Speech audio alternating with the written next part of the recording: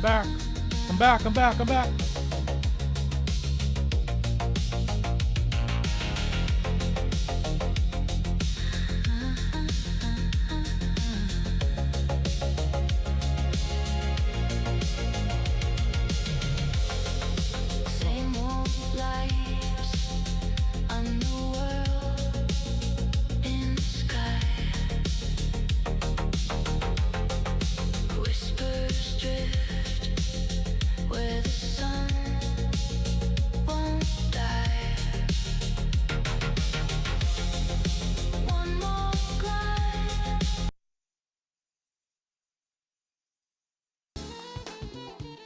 Welcome to Democracy Now!, democracynow.org, the War and Peace Report. I'm Narmeen Sheikh.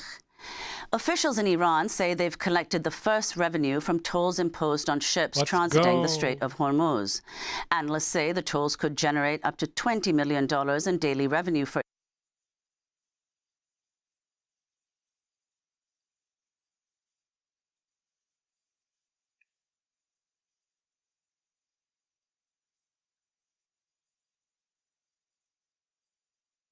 CNN reports the U.S. military is developing new strike options around the Strait of Hormuz in the event that the current ceasefire breaks down.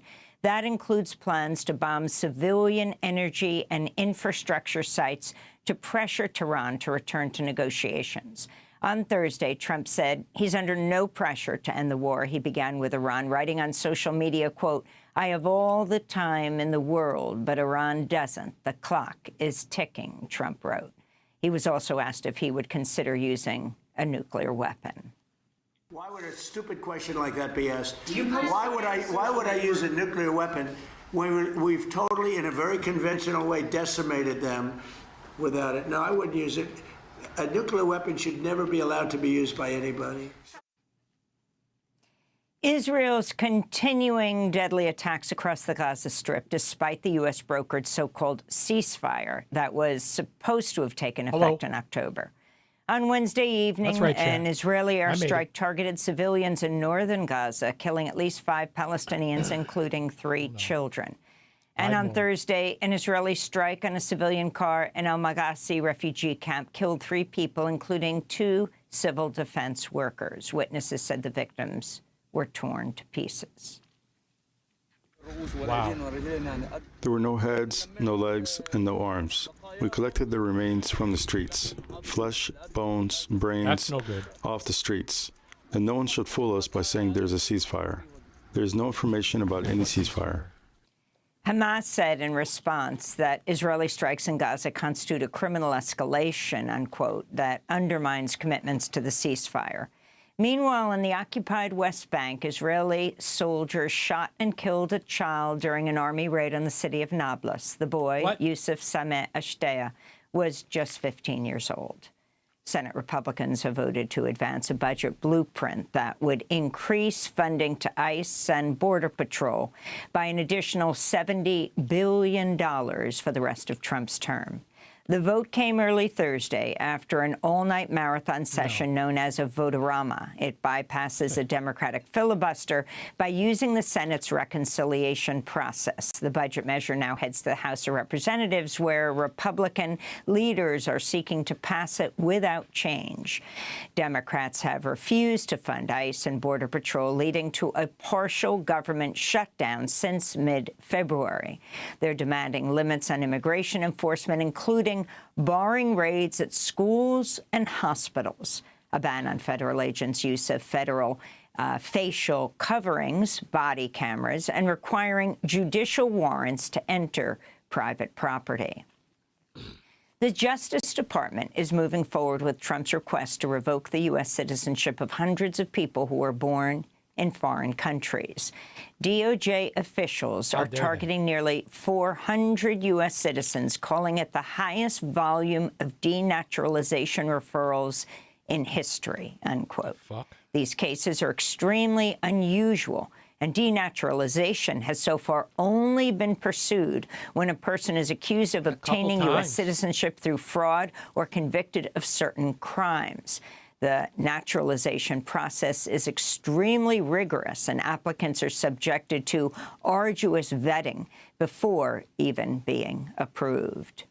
Wow. The New York Times reports the Trump administration is considering a plan to deport hundreds of Afghan refugees who assisted U.S. forces during the U.S. invasion of Afghanistan, sending them to the Democratic Republic of Congo, or a third country they have no ties to.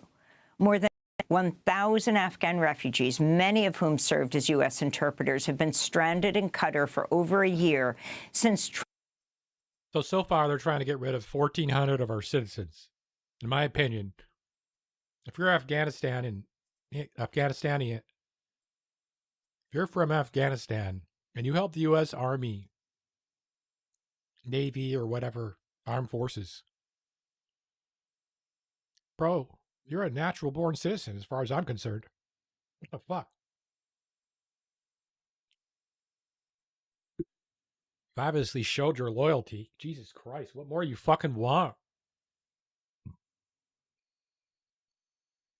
This is the most cruel regime ever to exist in America. Trump officials halted their resettlement to the U.S. after they were evacuated from Afghanistan. There's one place in this whole county where there's deep dish Chicago pizza.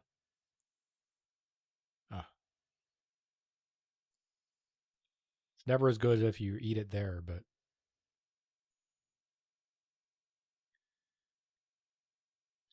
yeah, I know, right?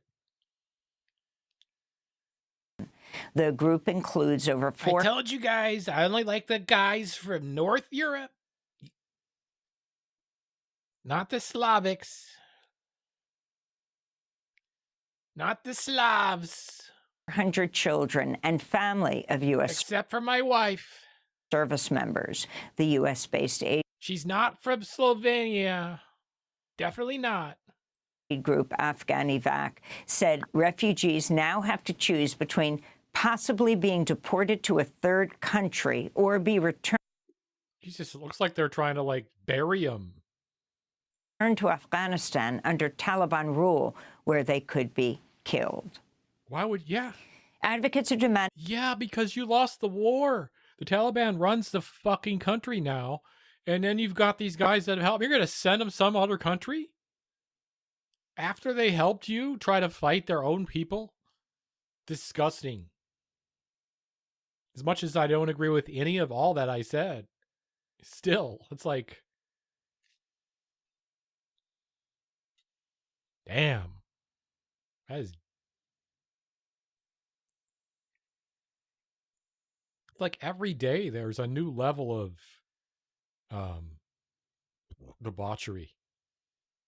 The release of an Iranian PhD student who was detained earlier this month and has been transferred to multiple ICE jails. Yusuf Azizi was taken outside of his home after a return from dropping off his 11-year-old daughter at school and 3-year-old son at daycare. Yeah, what the fuck? Both of his children are U.S. citizens. He and his wife have lived in the U.S. for over a decade. She has literally, in 5 minutes, said over 2,000 people they're looking to excommunicate from this country. Azizi has reportedly been detained across ICE jails in Louisiana, Texas, and now Arizona. Advocates say they believe he's being targeted over media appearances in which he provided commentary on U.S.-Iran relations. In related news, Drop Site News has confirmed 2 Iranian women detained by ICE. Yeah, if I was Iranian and living in America, I wouldn't be saying anything positive about the regime right now in Iran. I'd be like, yeah, we need to bomb Iran. Yeah, it's great. Dude. I feel sorry for people that are from Iran that are living here right now because you know the FBI is on their tail. They got a fucking watch on them. Are not related. Texas said it. Whoever, or Marco Rubio.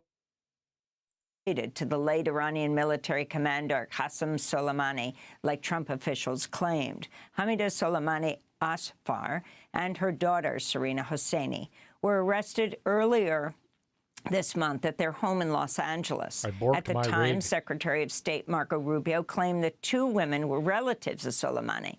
But a review of Iranian birth records and other personal documents by DropSite found no connection to Soleimani or his extended family. The Trump administration is refusing to release them. Yeah, this is as fake as those 8 women that they were going to kill, that they're not going to kill now.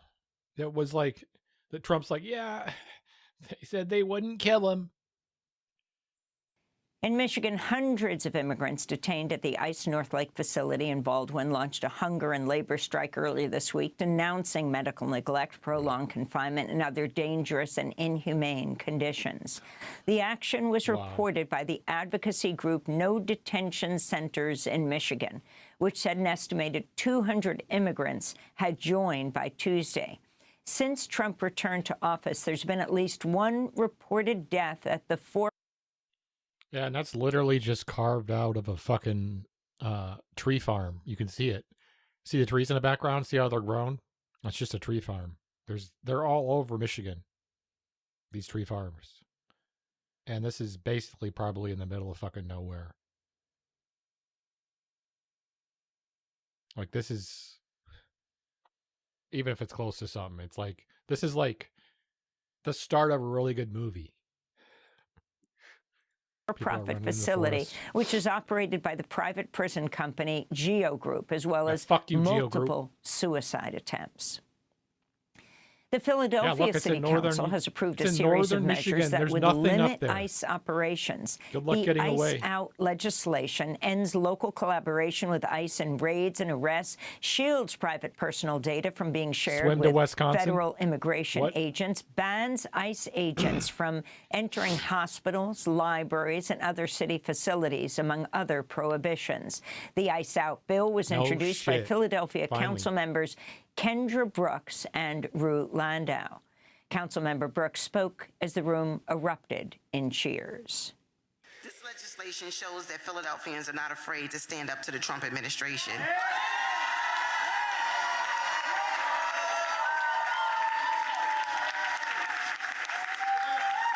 We are not afraid to stand up to our neighbors, and we do not take kindly to bullies who try to intimidate people in our communities. To see our interview with Philadelphia City Council member Kendra Brooks, go to democracynow.org. A court in Kuwait has acquitted U.S. Kuwaiti journalist Ahmed Shahab Eldin on charges of spreading false information and harming national security after he posted about the U.S.-Israeli war on Iran on social media. Shahab Eldin is expected to walk free from a Kuwaiti prison today, capping 52 days behind bars. He was arrested March 2nd after he shared photos and videos of a U.S. fighter jet that crashed in Kuwait on his Substack page, content that was not exclusive to him and had appeared on other platforms. The Committee to Protect Journalists condemned Shahab Eldin's arrest as part of a much wider crackdown on online journalism and free expression in Gulf nations. A U.S. Army Special Operations soldier involved in the capture of Venezuelan President Nicolas Maduro has been arrested and charged with illegally betting on his ouster on the Polymarket prediction market. The Justice Department says Master Sergeant Gannon Ken Van Dyke earned more than $400,000 on the trades. He faces charges including unlawful use of confidential government information for personal gain, the theft of non-public government information, and commodities and wire fraud. At the White House Thursday, a reporter asked President Trump about the indictment. Trump responded, "I'll look into it." The whole world, unfortunately, has become somewhat of a casino. And you look at what's going on all over the world, and Europe and every place. I can't do anything about it. I was never much in favor of it. Yeah, because he'd be indicted too. But it is what it is. President Trump is a longtime casino magnate whose businesses filed for Chapter 11 bankruptcy protection 4 times between 1991 and 2009. His son, Donald Trump Jr., is an advisor to the 2 leading prediction markets, Polymarket and Kalshi. President Trump's son, Eric Trump, is touting a $24 million Pentagon contract awarded to the robotics firm Foundation Future Industries, where he serves as chief strategy advisor. The contract will fund testing of its phantom humanoid robots for future military applications. Yeah. Here's Eric Trump speaking on Fox Business about the deal. You know, I got involved with crypto in a very big way because we had to win that digital revolution. We have to win robotics in the United States of America. Democratic lawmakers have blasted the deal as a clear example of nepotism and corruption. Massachusetts Senator Elizabeth Warren wrote, quote, "Is the Pentagon just a cash machine for Trump's kids now? This looks like corruption is one of my in favorite plain stories. sight," Warren said. The data mining firm Palantir is calling on the United States to reinstate the military draft, saying free and democratic societies need hard power to prevail. Palantir's call came as part of a 22-point manifesto celebrating the virtues of U.S. power and warning Silicon Valley has lost its sense of direction. It also argues some cultures are inferior to others and blames Europe. It's just Yutani and Wayland separate. Wait till they merge. Wait till ChatGPT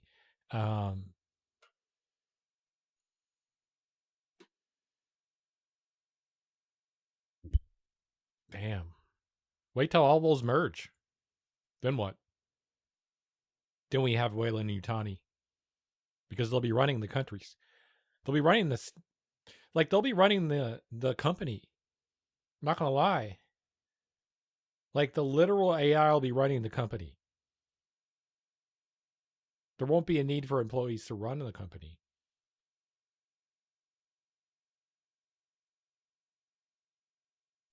Europe for demilitarizing after World War II, arguing, quote, "The post-war neutering of Germany and Japan must be undone," unquote. Oh, my God. The manifesto was based on the writings of Palantir's chief executive, Alex Karp.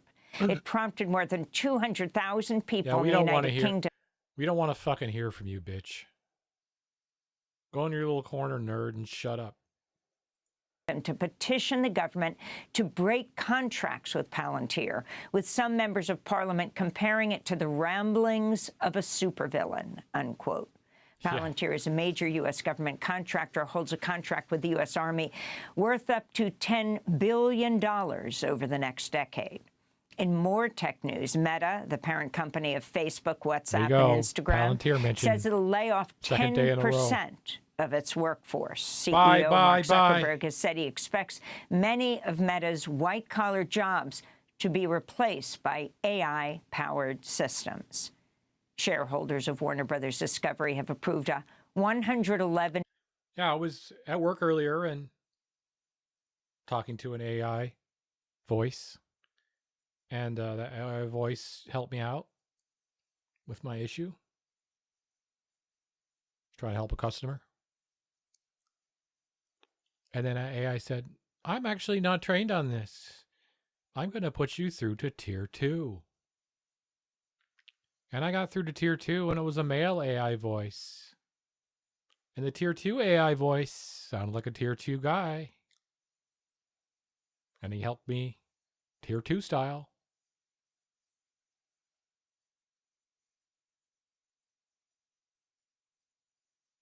Yeah, but his voice sucked.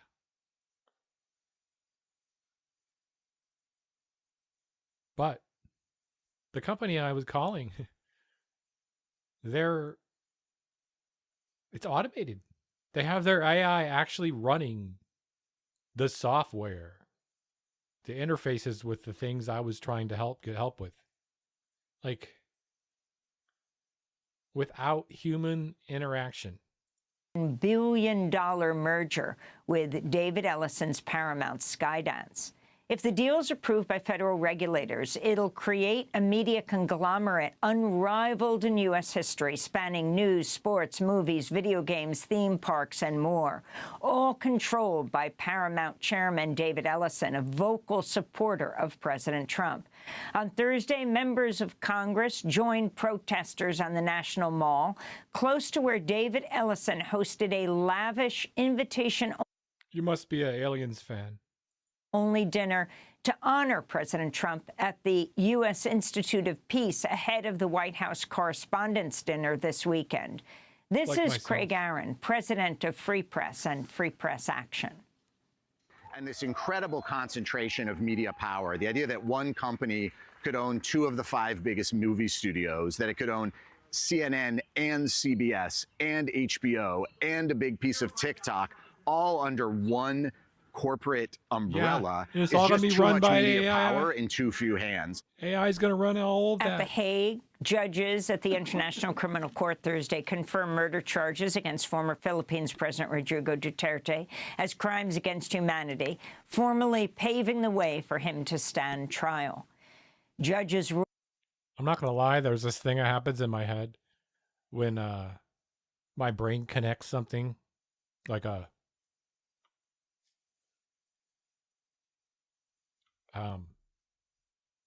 pattern recognition, right? It's something I'm obviously pretty good at.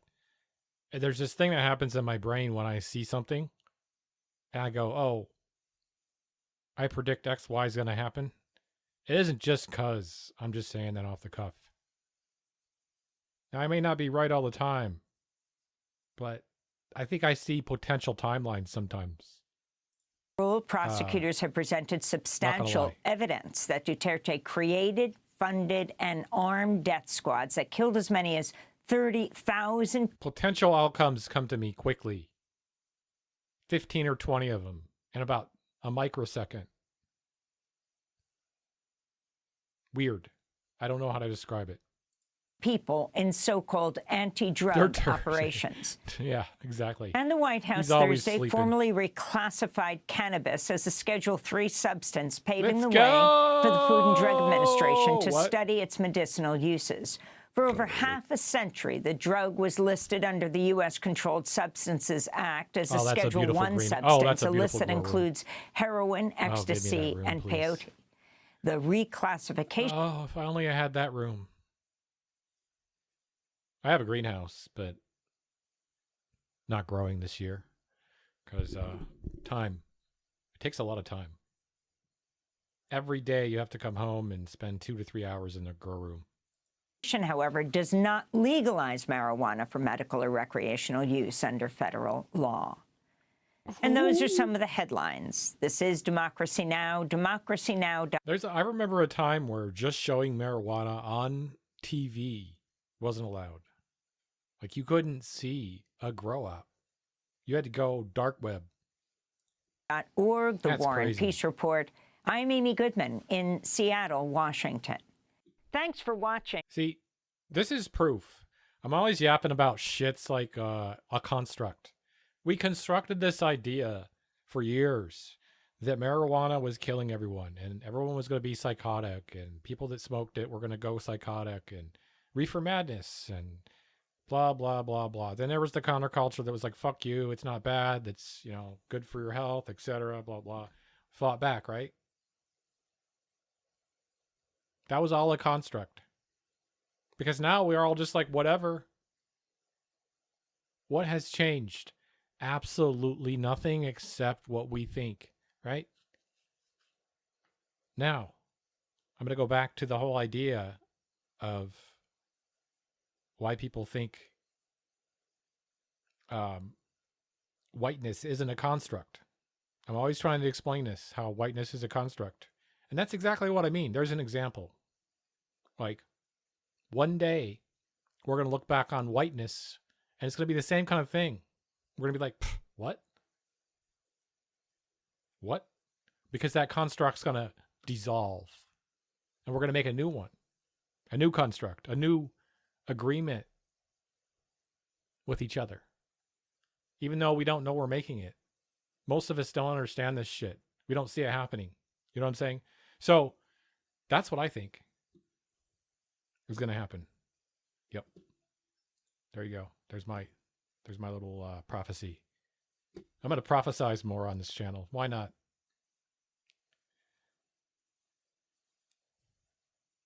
You know, David Wilcock style. You know, I'm just going to go a little crazy. Say a couple crazy things, you know. Who knows? Maybe I'll pop off. Right, chat? Okay, what? Okay. We're going to go with the Habituation Room. Thank you. Mayor of New York, Zohran Mamdani, is doing a little bit of a 100 days in office press tour.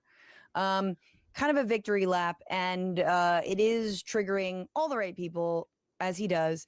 And it's what's crazy about Zohran is like, he kind of proves like, what if a politician tried? Oh, he's the epitome of if he wanted to, he would. But for the Democrats, that's why they don't like him. The way that they were like, listen, he has shooters on all sides. But the fact that Dems were like, no, we it's because he's making y'all look bad. He's making so many people look bad, and I am here for it. Yes, it's so good. Okay, so a couple of the things. On day 8, he rolled out universal daycare for 2 and 3-year-olds. Now, the capacity isn't like, it's not like endless capacity. They're building toward it. Like the programs are already expanding. He has done smaller things that I'm so excited about. And I haven't lived in New York in, 20 years or whatever the hell. But shoveling snow and paying New Yorkers to shovel the snow, $30 an hour, filling 100,000 potholes, and then like going to war on scaffolding, which I'm so excited about, because scaffolding is like, it's the worst thing about New York. I mean, it's good when it rains, but you're just like, what is going? It's ugly. And now he's trying to like, sorry, but rats, your reign is done. What, rats in scaffolding are like the scourge of New York? What is there, like, no ordinance on how long you can put scaffolding up, and people are like, put the scaffolding up, leave it up. That shit costs money to rent out. Especially if you scaffold up a bunch of shit in New York. What is happening? I'm very curious. Shall I find a scaffolding documentary? Maybe. He's trying to get trash in New York covered with a lid. I mean, and it's so wild because... What? They don't have lids? I'm sorry, what? Excuse me? Trash cans in New York don't have lids.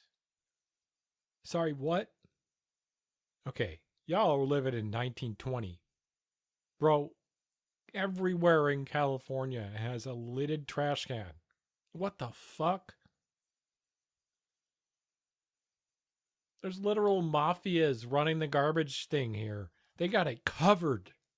There's more garbage companies in my area that need to exist. There's like 20 of them. Like no shade to him. The bar is in hell. We are celebrating a lid on a garbage can. And that is truly, it's like, oh, this could have been fixed. Yeah, no shit. It's called sewer socialism. No one likes it. No one likes to do it. But guess what? Look how it makes people feel. Look how they respond to this shit. It's the stuff I've been talking about for ever. You do the small shit. You say you're going to do X, Y, and Z, and you do it. And it's good leftist policies. You're going to win. You're going to take the W. You don't got to paddle the line. You don't got to skirt the line. You don't got to move more to the right. Opposite of that. Look at what this guy's doing. None of the stuff he's doing is rightoid shit. It's all lefty. What? It's so lefty, they're calling him a communist. You got Mark Levine on his podcast yelling about Hassan being the biggest danger to America because he's a communist, which means I am too.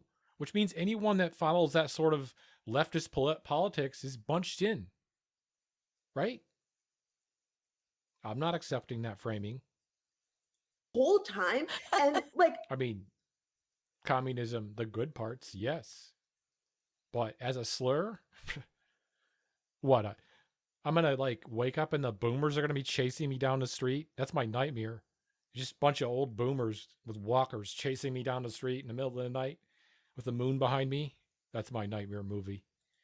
Viewers, if you've never been to New York, the rats in New York are out of control. You're a communist, you leftist pig dog. We're coming for you with our canes. I'm running like slow motion. No. Starts to turn into molasses. You know, I'm running into molasses. And they're not. And I thought, oh, I had the upper hand because I'm a young man, but nope. These old boomers. A rat tried to take my purse. I'm not even joking. Dude. Look.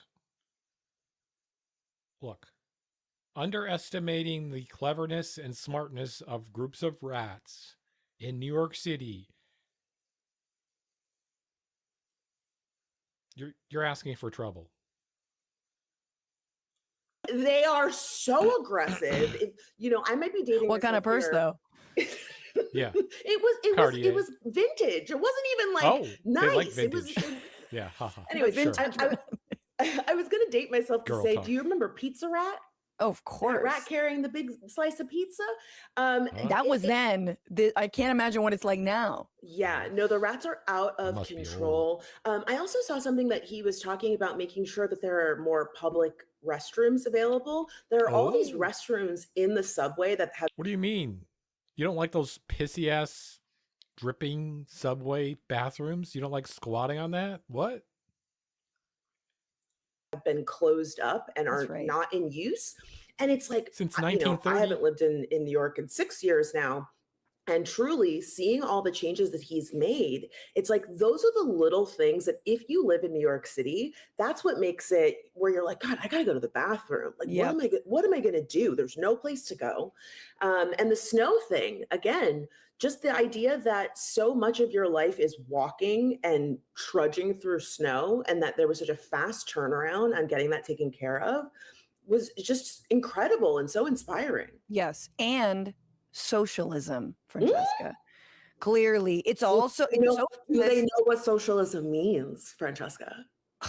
Yeah, it means when you don't want rats digging through your trash at night. It means whatever the other guys are doing, and that's why I don't like it.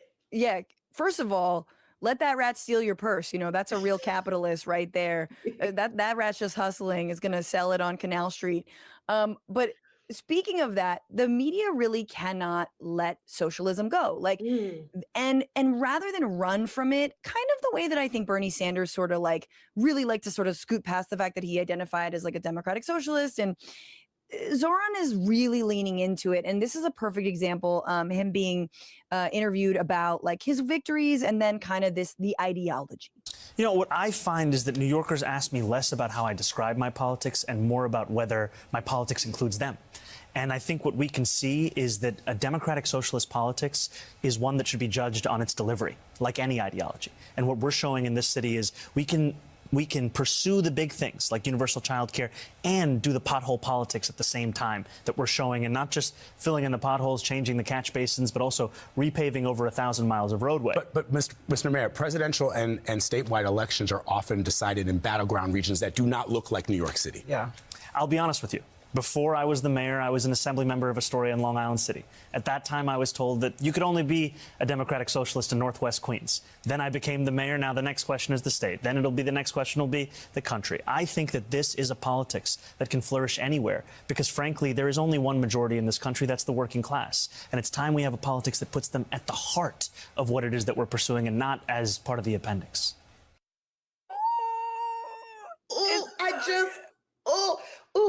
Francesca, Nada's kind of like making the exact same face.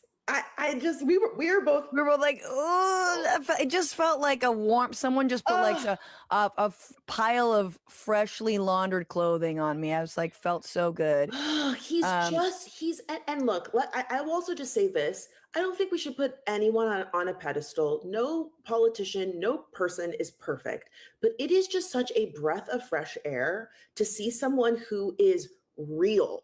You know, like he's clearly very well spoken and he like knows his talking points, but it comes across so authentic, so genuine. And then also he's backing it up. Like he's doing the actual work, and it's just, I mean, truly, I feel like we have been so starved for a political figure like this. It's so nice. Well, and that's the thing, is that he also didn't just almost rhetorically, right? He didn't cede to the question. He didn't give he wasn't like, well, I understand. Yeah, maybe the middle of the country wouldn't be, you know, for a democratic socialist program, or no. He never ceded territory. He was like, no, look, the only majority in this country is the working class. These politics can work anywhere. Sadly, not with him, even though he did say the country, because although we should amend the Constitution so he could run and be our effing president, but, you know, he was like, you know, this is a politics that can apply to everyone. I'm tired of hearing that it can't work here or it can't work there. And I think we're also tired of seeing politicians, when they get cornered on something they stand for, they run away from it, conceding that the question even is legitimate. Don't concede that question is legitimate. Stand by your most so-called extremist stance or whatever, your perspective. Stand by it, even if it's something that, like, I mean, honestly, like, even centrists can do this. Even if I politically disagree with you, I definitely, and I think right-wingers feel the same way, I respect when you actually can kind of like stand by the decisions that you've made and can like explain them, versus always trying to sort of like be, you know, kind of code switch and be one thing to one people and be this way to the other people, and like try to, you know, make yourself more palatable in whatever way.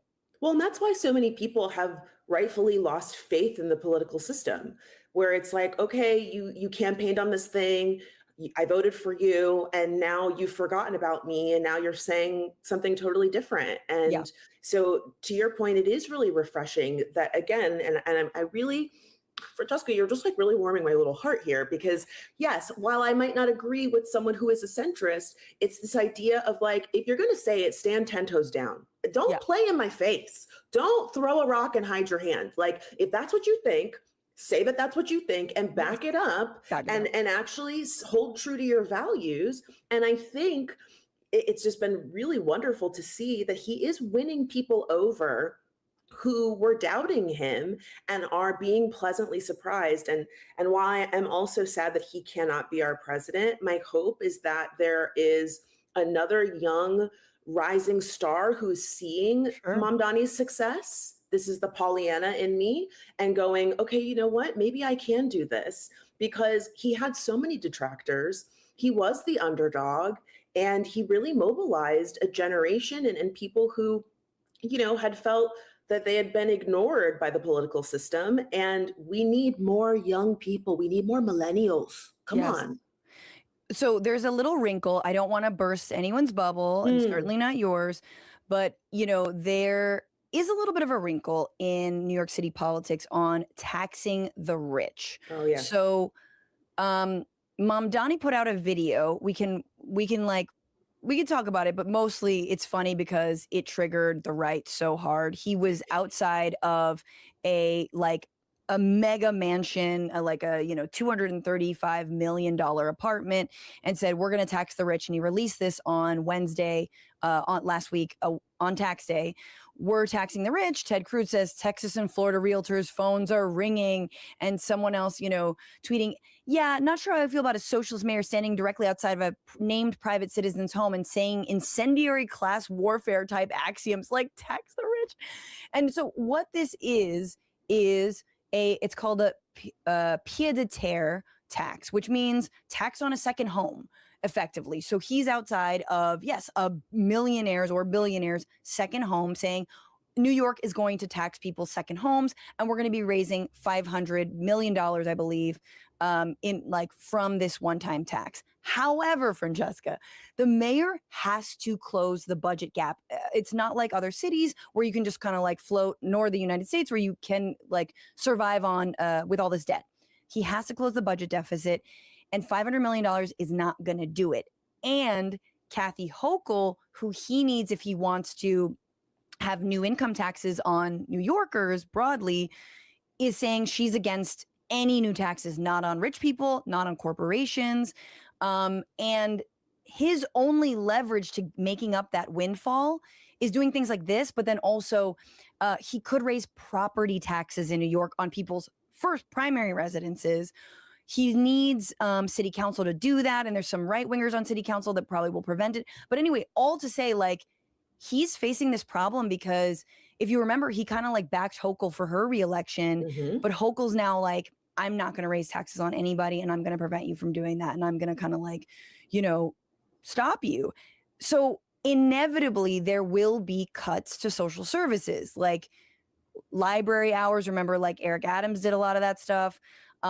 My hope is he's like, let's just cut the police budget, because why not? Yeah. But what do you make of this? Do you think like at some point, maybe this like smiley runway and the like, you know, kumbaya stuff, it might run out and he might have to just kind of play hardball with Hochul? Yeah, I mean, look, we've talked about the fact that he has had so many successes. I really hope that he's able to make a move that goes in the right direction here. But also the reality is like, you can't do every single thing that you plan to. And that was a criticism that came out when he was running. There was this idea of like, well, he can't accomplish all these things. And I would rather see a mayor try and fail than not try at all. Yep. And so, you know, it is a difficult position. It's not one that I would want to be in, hence why I have never run for office. But I'm confident that he has assembled a team around him that's going to help him make the right decisions. Give him and again, time. Kind of what we were talking about earlier. This is what he ran on. How long did they serve? So at the very least, 2 years? He needs to try to make it happen. Yeah. With the understanding from, you know, again, I don't live in New York, but I want him to succeed. I want him to succeed, but I also am realistic in that it's not possible to get every single thing done that you want to. And despite that, he has made a lot of progress and done a lot of really great things in 100 days. Right. Yep. I mean, I think that's exactly right. And so, and if she continues to stand in the way, he can easily be like, look, the reason we can't do this is because you're governor. So let's change, you know. Oh, okay. So they can only serve 2 consecutive 4-year terms. So he could potentially serve for 8 years. He's got plenty of time to do shit. What do you mean? What? Let's change Albany. Chill. And he can name them. And I mean, look, I do have the clip, but we got to move on. He's with Obama this week. I mean, Obama's clearly signaling, I don't mind this guy. This guy's the future of the party. And so I think a lot of Democrats are standing. Even Obama. Look. As much as I hate Obama, he's a smart guy. He's one of the smartest politicians I think that's ever existed, actually. Not gonna lie. You know, are paying much. Being smart doesn't mean, you know, I like him. Much more attention than maybe they were before. What's going on, Frantifa? If you haven't already, subscribe to this channel right now. Hit that button. And also, you can become a patron and support. I don't know if it's good, but I don't have a lot of videos today, but it's all right. These are basic facts. You were an atheist. You then became a Buddhist. No, now you're a Christian. Good. They're not basic facts. They're information being tailored and collated. Is it not true? Yeah. Collated. And as a Christian. No, we're not talking about my. They're tailored and collated. Look at my large cross, mate. Best hair. Profound belief in God. We're talking about the actuality of God, and we're talking about the fact that you have been doing water carrying for Satan. Water carrying. That's what Satan. we're talking about, Piers. Who's Satan? Water carrying. Holy crap. Yeah, so around here at an hour and 13 minutes into the conversation is when Russell Brand really starts to fall apart. Because this is when Piers Morgan really switches gears into like, all right, enough of the enough bullshit small talk. Let's get down to business. Let's confront you on what other people are saying, including the notion that maybe you're just a fucking grifter. Maybe you're a straight up fucking grifter. And the way that Russell Brand responds to this is the worst possible way. It's the most panicked, defensive way, as you're about to see unfold over the course of the next 3 timestamps. Let's take a look. So you think that you can command I'm not saying I believe this. I'm saying, you know, there are people who think you're basically just a massive grifter, that you're very smart, you're very eloquent, you can be very persuasive with the power of your words, but that actually when it comes to any of these issues, you don't really have a personal principled view. I do, and it's a really Your view is that all people in power are terrible. Oh, he's shaving his chest. How nice. Hanging out with the boys. But when I've challenged you to say, well, what would you actually do? You go on a 20-minute eloquent spiel, which doesn't answer the question. Oh my God, it actually does answer the question. Let me try and do it again. Firstly, find faith and integrity in yourself. Do whatever you can. Pray. Find God. Secondly, we cannot have systems that prioritize the centralization of power, whether that's representative democracy or this global commercialism. So what would you do? Use the technology that we currently have. All right, how good. This is the bit I wanted to get to. Yeah, let's go. Anarchy, baby. Can I have a glass of water? I mean, it's Associated Press news. Well, they're not under any obligation to give us bottles of water. Oh, I see. Well, actually, this guy, my mate Jay, $4 an hour. No, absolutely. Hold on a minute. I'm not declaring these people. They don't all work for us. We're just hiring their studios. No, I know that, and I he also has water. It should be. Yeah, he has a little bit left. I guess he wants a fresh one, but this is where it starts to get awkward because Piers is like, you don't have the right to boss around my staff. You don't have the right to just tell these people to get you a fucking water like they're your water boy or something like that. The fuck? And it starts to get awkward here. He's so weird, as Russell Brand, I mean, as you're saying, he already has water. He's using that as an excuse to get out of the fucking question because he already started to fall apart in the previous section of this conversation. I did not where have Piers was sex pressing with him on the vaccine. That was a That's slip what, comes before this. And Russell did not have a good answer at all. Piers, sensing weakness, kind of seized on it. And now, again, as I said, is where he really takes us into another gear and ramps up the aggression. Russell is already not responding to it in the best way. Just that they're not working for us. With my mate Jake, though, who's over there, who actually is working for me. Well, Jake can get you one. Who I'm directing it to. And also there was one or two other people. So it's not just to be clear, I'm not sort of like going, oh, get me some water, man. I'm a Hollywood star. AP that they should get you a nice bottle of water. Well, I just thought that give me a fucking bottle of amidst water, its mate. many benefits. Water. Thank you so much. That's so kind. Was the obligation crossing the floor? See, thank you very much. I really do appreciate that glass of water. Would you like some? Don't be proud. I'm good, man. You like the government water? Love it. Holy shit! I did not make it to this part of the interview. I was skipping around when I was watching it. He comes off like such an asshole here. Oh yeah, 100%. And it's clear that he's just stalling because again, he knows they've reached the part of the interview where Piers is done fucking around. He knows that. And he knows he doesn't have good answers to defend himself, including against the accusation that he's a grifter, because he knows he's a fucking grifter. And he knows he's going to jail, and he's panicked about it, which is why he's defensive, and he's not just being his normal, chill, funny self. We see this weird behavior, and it only is going to get worse. Oh, really? No problem. Even if it kills me. I can't keep drinking the government water, Piers. I can't keep taking the government water. Actually, the water is some of the cleanest in the world, but you know that. Look. You're a very argumentative and obstreperous individual. Not at all. I just like to. You've even argued with that. I like to challenge people. Go on. We were talking you don't about. Understand, mate. This is again. Pierce just making a fucking, trying to play along with this weird shtick, and he can't help but be fucking extremely defensive about it. And be like, I didn't know you're so argumentative. Actually, Pierce is yes, handling you did. himself quite Piers well. fucking Morgan. As long as I've been alive. The one thing that everyone knows about Piers Morgan is that he likes to stir up the pot. He likes to confront people. You're he on the goddamn Piers Morgan show, that's bitch. a show. What the fuck did you think you were going on, bro? This isn't Ellen DeGeneres. Yeah. What I wanted to say. You say that I'm a grifter, and actually, to tell you the truth, I say other people have said that it's all a grift, and they would actually include. And this is for you to actually, in the end, only But you've got this new book, How to Become a Christian in 7 Days. People say, look. You only what the fuck is that? Became a Christian 7 months after the allegations were made public. What is he doing with the fucking water? Dude, he's mental. For real. And that this is part of your thing, that you've worked out that this could give you some kind of cover. You're a born-again Christian, that this fucking is mental, you've heard people say He's this. been watching the A lot of other people take you very sincerely and believe Christian. Absolutely in your commitment to this. I know. Very mate. I was with a mutual friend of yours, bumped into him, Bear Grylls, the other day. He was a great guy. Bear He was there Grylls. at your Bear baptism. Grylls. We famously saw them. What the Apparently fuck? they both love Bear Grylls. That keeps coming up in this conversation, Right. like over and over again. It's really weird. The They're Man Bear versus Grylls Wild lovers. guy. That's hilarious. Apparently he's a good Christian. Video and so on. He absolutely believes that it's sincere and genuine. And I completely respect that. I don't know, right?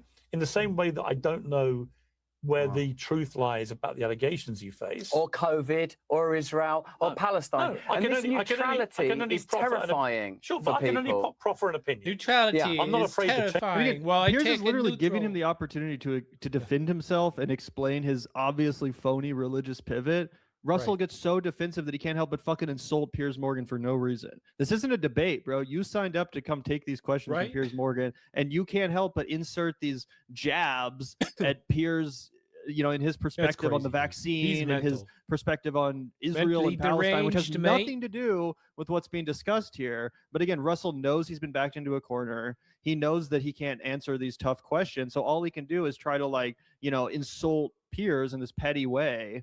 It's really pathetic, and I genuinely can't believe that Russell went into Tuesday this not knowing what to expect, I guess, or underestimating, you know, Piers Morgan's ability to be confrontational. But to me, this was obvious. Like, obviously, Piers was going to ask these questions. Of course, he's a fucking like tabloid guy, bro. Yeah, I think you're right that he had no idea, or at least if he did have an idea that Piers might try and go this way, he thought he was going to be able. The Morning Sun or whatever it's called. The Sun Rises or the New York Post or whatever the fuck. To charm him, right? Like one of the earlier sections I was listening to, they talk about, you know, the mainstream media and like, oh, the you know, the like deep state and all this kind of stuff. And Russell Brand tries to basically act like he was canceled, and because he was challenging, you know, this guy that was working for Purdue Pharma, they manipulated his whole channel. No, it's because he has sexual assault allegations against him and rape charges. And he's like, Piers, we're both against this, like you and me. And he like tries to put his arm around Piers, and he's like, we know how this all goes. I think he was under some like weird narcissistic delusion that, yeah, he was going to be able to charm it, and now it just hasn't worked. Yep. And this line of questioning continues, as you're about to see here. Piers really pushing him on this notion of like, are you just grifting, bro? Like, do you actually give a fuck about Christianity or Jesus as you pretend to these days? Which I really appreciate from Piers Morgan, because again, just the most obvious shit ever, that he's a total phony fucking, you know, fake Christian using that to get out of the trouble he's found himself in. But this is one of the most gloriously awkward exchanges I've ever seen on all of Piers Morgan. Let's take a look. The trust, because I sometimes think you're too caught in the world that you used to be in, and it Can I go back to asking a question about your Bible? Yes, if you want to. Thank you. Was that the one you took into court? You're the very one. Okay. What was your thinking of taking it into court, and what you were seeing, looking at some passages? What were the relevant passages for you? All right. Thank you for asking me. Thank you. That didn't hurt, did it? A little bit. He can't be funny anymore. It was this from Isaiah. You're right. Bear did say, you know, be chilled. Sometimes I lose the chill, man. It's pretty.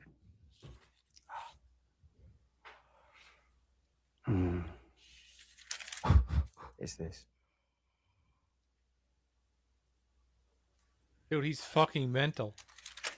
They don't like that, do they, in the old gallery? But remember, you just said it's a hired spot. This is from Isaiah. Isaiah, bro. He did not even say an Isaiah. Come on, bro. Isaiah. And by the way, the question was, tell me a little bit about this Bible and what passage you were looking at. Russell he clearly wasn't actually reading the fucking Bible. He has no fucking idea about anything in the Bible. He has no familiarity with the verses or the passages or the books or whatever the fuck, which is why he's now desperately hunting and pecking live on air to find a passage that fits the moment that he can pretend he was reading while he was in court. Holy shit. But this isn't even over. He still can't find the fucking verse that he's looking for or that he's pretending to look for. And it just results in this almost never ending fucking interminable awkwardness, which again isn't even like halfway over. Dude, the fuck? I can't even watch this. I'm getting secondhand embarrassment. And you don't know shit about the Bible. Holy shit. You don't know shit. Literally. Shit.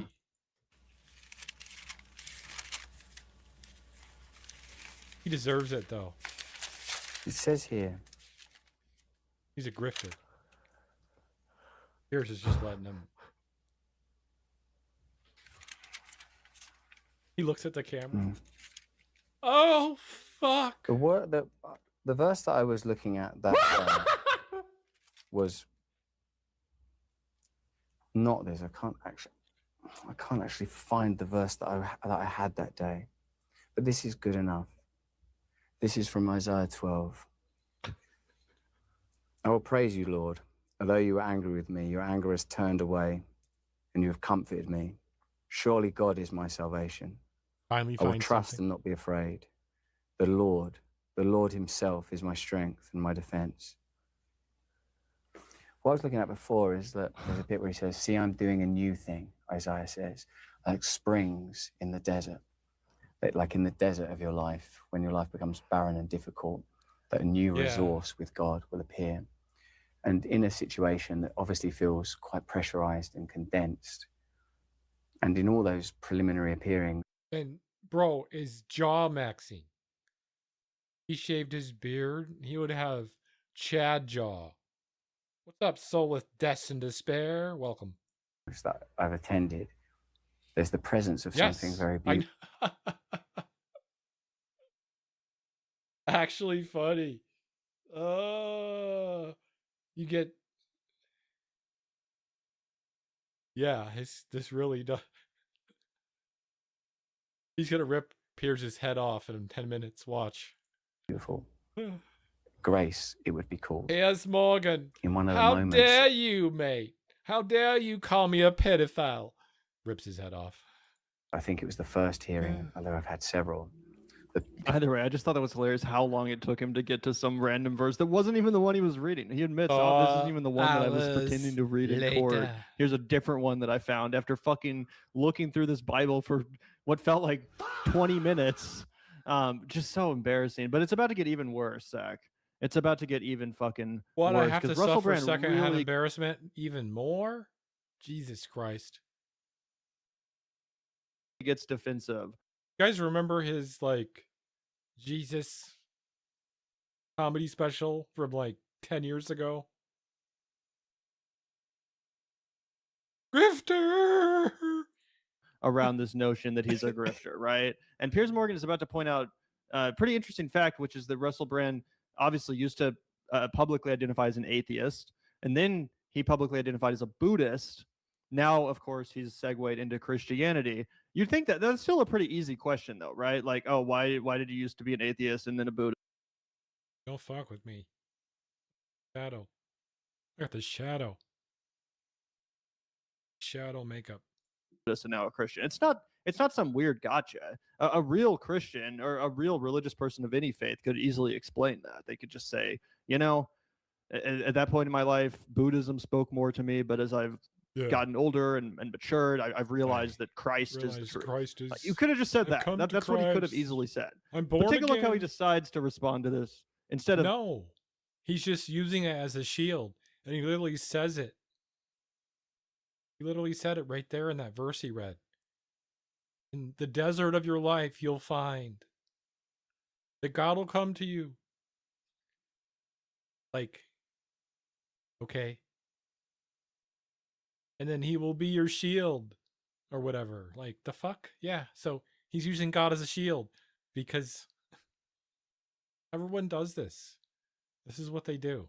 I converted to Islam. I converted to Christianity because I did too many. I converted to Catholicism because I had too many sins. And now, you know, I'm absolved of my sins because God said, you know, I read this verse in the Bible. It says, I'm absolved. And, you know, I may have done things like pedophilia and rape before, but not me. You know, now that I'm Christian and born again, they can forgive me. Lord, forgive me. Yes, the Catholics can forgive me. Yes, I can ask for forgiveness from the priest. They all have mechanisms for this. Okay? Am I wrong?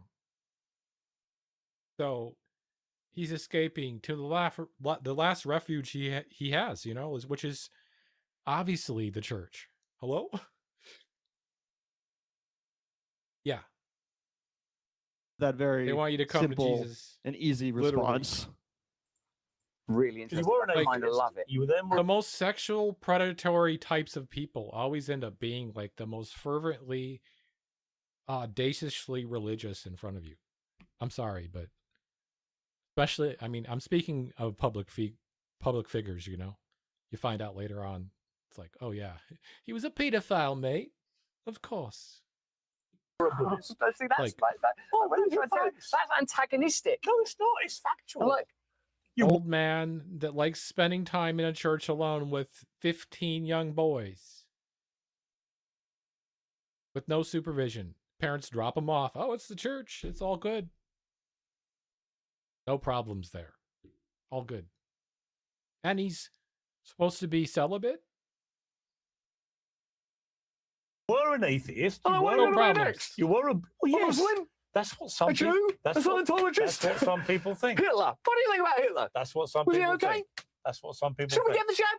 Russell, have you vaccinated your own children? Take Bear's advice and calm down. No, you take Bear's advice and be a good man. I am a good be man. Be a good man. I'm just. And no, it costs you to be a good man. You may not. It might cost you everything. You might not like. It might cost you everything to become one, but you can do it.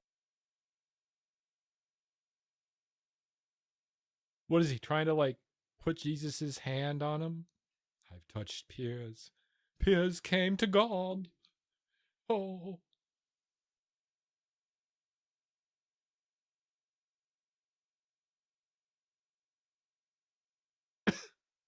Yeah, I mean, if God knows everything, then he knows that there's that shit happening in the church. Is he not allowing it? He, quote unquote. Sorry, I'm definitely a religious skeptic. I'm not religious at all. You might not. You can do it, Russell. These are basic. I know a lot facts. about it, You though. were an atheist. You then became a Buddhist. No, now they're you're not, a Christian. Good. They're not basic facts. They're information being tailored and collated. Is it not true? Yeah. Like, I want to watch this one now. I usually watch his show, but you are creating. What I have to just wonder. I have to imagine if this is God's in him Epstein on files. Piers Morgan. By the nature of being God, he sees everything. He was in bed with Epstein, literally. What do you mean? It's disgusting. Like, that's one of the reasons that I originally was like, God exists and they're pretty evil.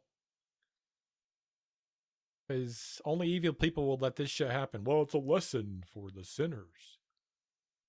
That's what I was told. My analytical brain was like, nah, I'm good. My brain that comes to conclusions in like 15 seconds. No, I'm good. Show. What is the prosecuting attorney going to be able to? I don't know how the British trial system works, but I imagine there will be a time where he's questioned on the stand. He's going to fall apart and come across like a fucking lunatic. He seems crazy. Have drugs. And I think he's always walked the line between being like super neurotic and all over the top and all of that.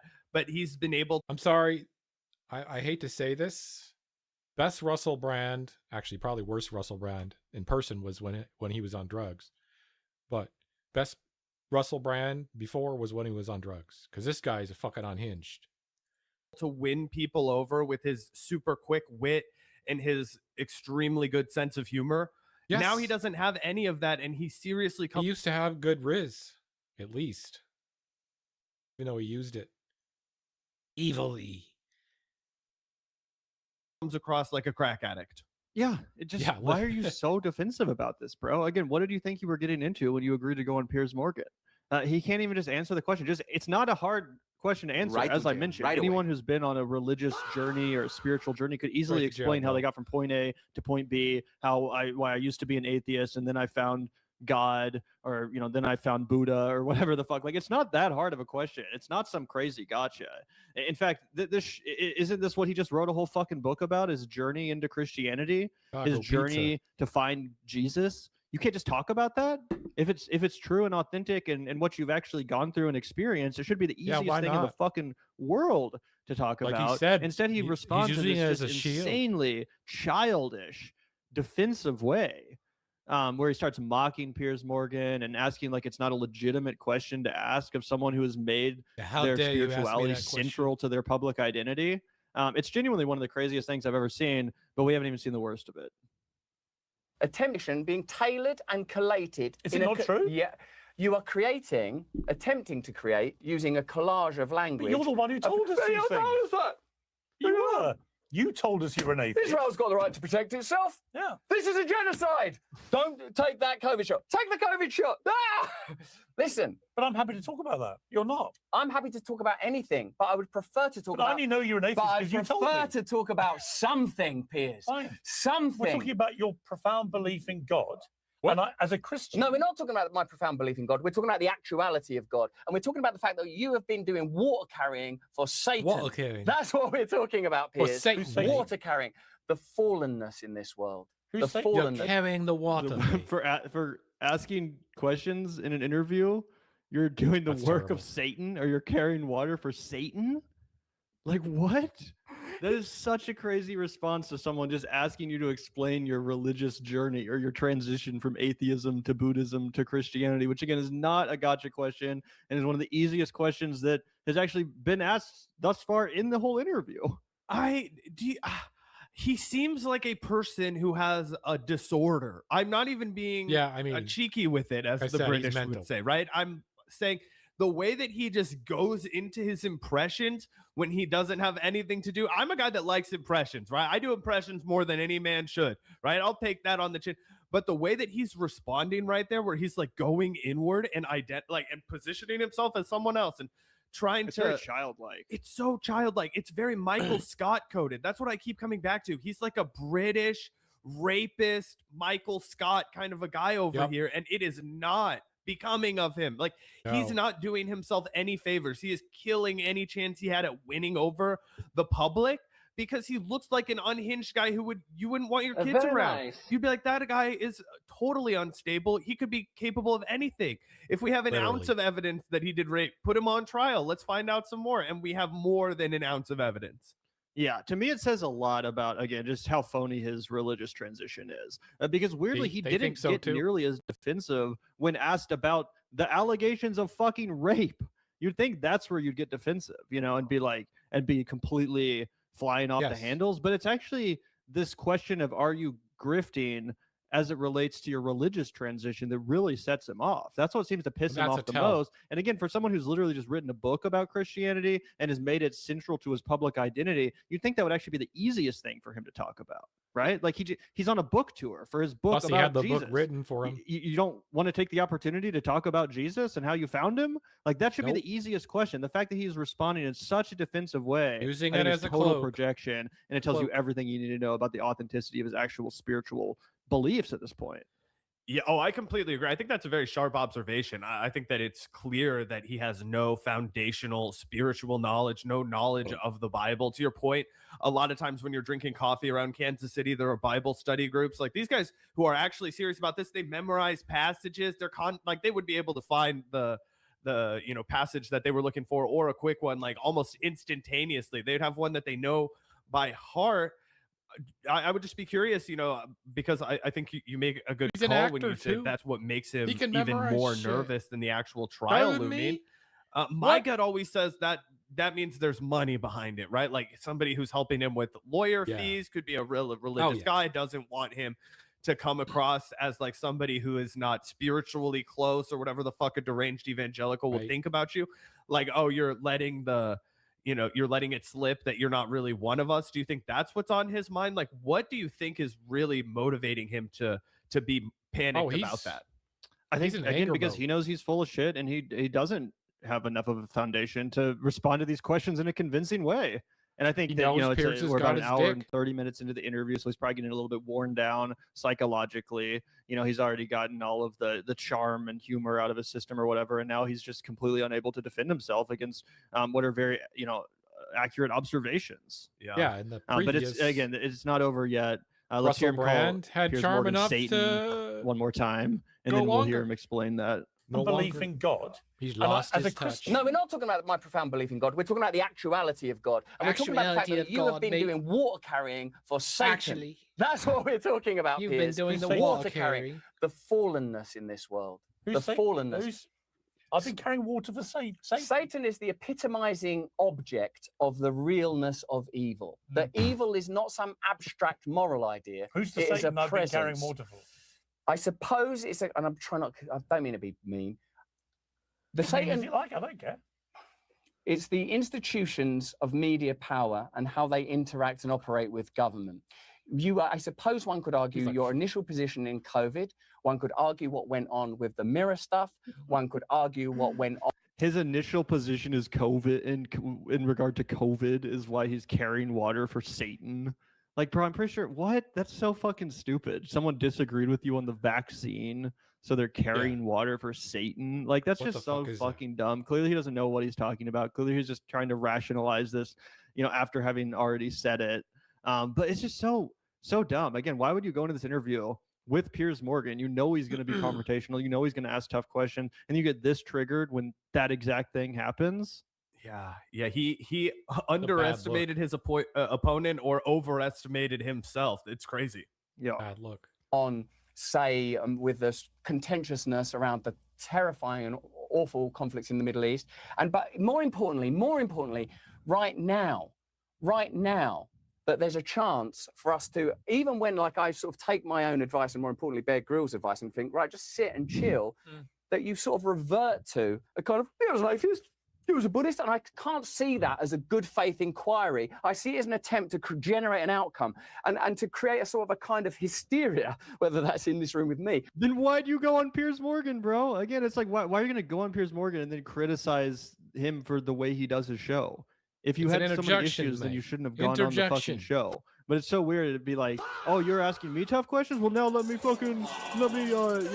examine your career and talk about the things, the positions of yours that I disagree with. It's like, what? That's not answer the fucking questions, bro. You're the one getting interviewed. This isn't some weird like debate with Piers Morgan. You agreed to be interviewed by Piers Morgan. Answer the fucking questions. Yeah, it's so petulant. He's like a toddler. Straight up, he's throwing a tantrum right there. You said I was an atheist and then I was a Buddhist, right? It's like, yeah, dude. But you were, what the mate. fuck? Like I don't know. It's so funny how he just reverts to this like weird small caricature of himself, which makes sense, right? Because he's stressed out and he's about to go to prison, and all of it's like kind of coming into clarity for him, I would imagine. But the meltdown is unreal. Yeah, and then here's one last timestamp just to prove that Russell Brand doesn't know what the fuck he's talking about, that he's a totally fake Christian. He hasn't actually thought about this nearly as much as he pretends to. Hell, I'm sure he didn't even write that stupid book that he just published.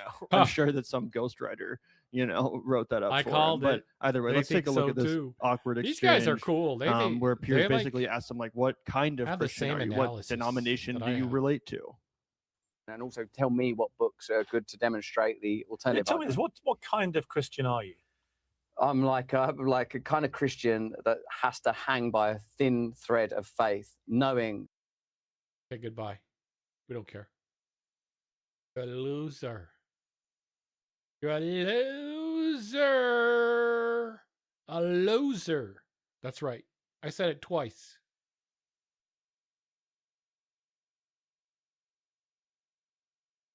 Here we go.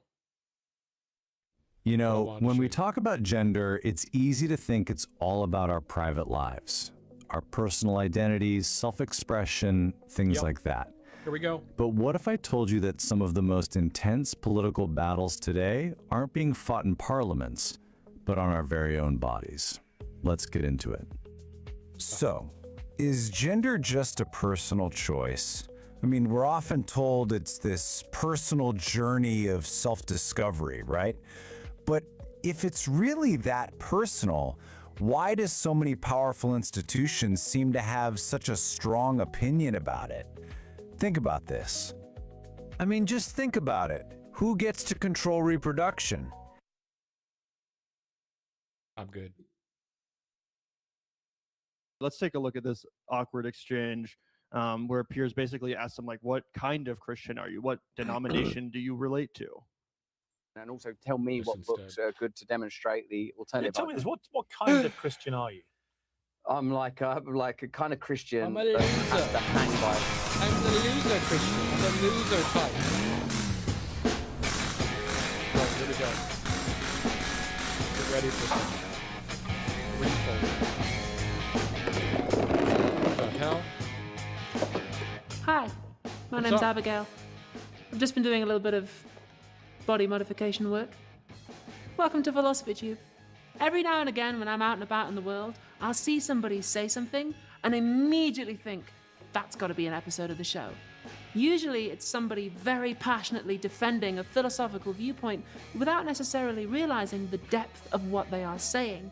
And to me, that's like the bat signal. I grab my tools and I go to work. I want to pop the hood on what they've said and take a look at all the philosophy inside. And today, I have found a doozy. There's a British website called Mumsnet. It's a forum for parents. And a while ago, there was a thread that started with, "Mother is a social construct. Discuss." And one lady wrote, carrying and birthing my child was not a social construct.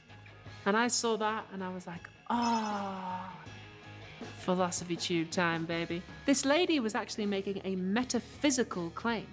Metaphysics is the bit of philosophy that broadly looks at existence. So if ethics is, how do I be a good driver? And aesthetics is, how do I make my car look cool? Metaphysics is, correct. What are cars? What are they made of? Yeah. How do they work? Metaphysics. If you were to take a class, you might look at things like causation, free will, space, and time. I once had a metaphysics lecture where the professor argued that time does not exist, which was very funny because, no joke, he turned up 10 minutes late. So when I saw that comment, I wondered two things. Firstly, what is a social construct? And secondly, why do people sometimes have such strong feelings about them? Fasten your seatbelts.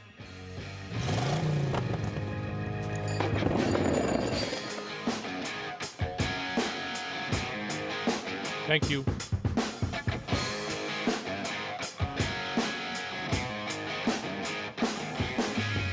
Philosophers draw a useful distinction between an object and its properties. This car is silver. It has the property being silver. I could paint it a different color, take that property away, give it a new one, but it would still be the same object. You might well wonder, how many of the properties can we take away before the object is gone?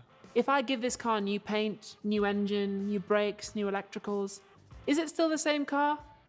That's the kind of question a metaphysician would think about. For now, though, you understand this distinction between an object and its properties. And there's different kinds of properties too. Some we would say are intrinsic. That means you can't really separate the object from the property. You can use It's video an game intrinsic references property for of this triangles that they have three sides. If you take that away, it's not a triangle anymore. Others we would say are relational. This car has the property being next to me. But if I move, then it doesn't have that property anymore because it depends on my location. If this car was my favorite, we would say that it has the property being my favorite, which is not only relational, but depends on my feelings rather than my location. And now, here's the million-dollar question. What kind of property are things like being a woman? Oops. Being a man? Being black, white, gay, straight, whatever? Are they intrinsic? Are they relational? Are they something else? What do they depend on? They are pretty important. I guarantee that properties like that have shaped your entire life. They've sure as hell shaped mine. So, what the heck are they? Try not to laugh. In offering She's my trying not to theory of laugh. I social love it. categories, the aim is to reveal the cogs and belts and arrangements of parts in machines that often are oppressive. To start solving this puzzle, we can do something that philosophers love. And if you enjoy this, then you should absolutely study metaphysics, because this is like half of it. Imagine another Earth called Earth. I just can't with the tools in her belt.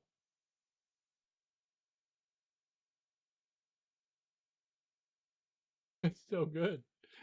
She's like to her friend, "Can I borrow your garage for my show?" Oh my God, I love this. 2.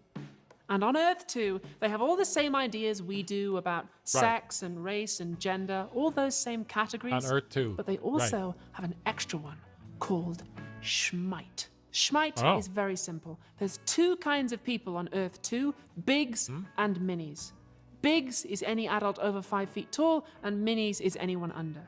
And let's say that whether you're a big or a mini really affects your life on Earth too. Like if you're a big, you can get a better job, you can get a nicer house, you're allowed to marry whoever you like. If you're a mini, life is hard. Suppose we were to meet the people of Earth 2, and we said, Schmite is just a social construct.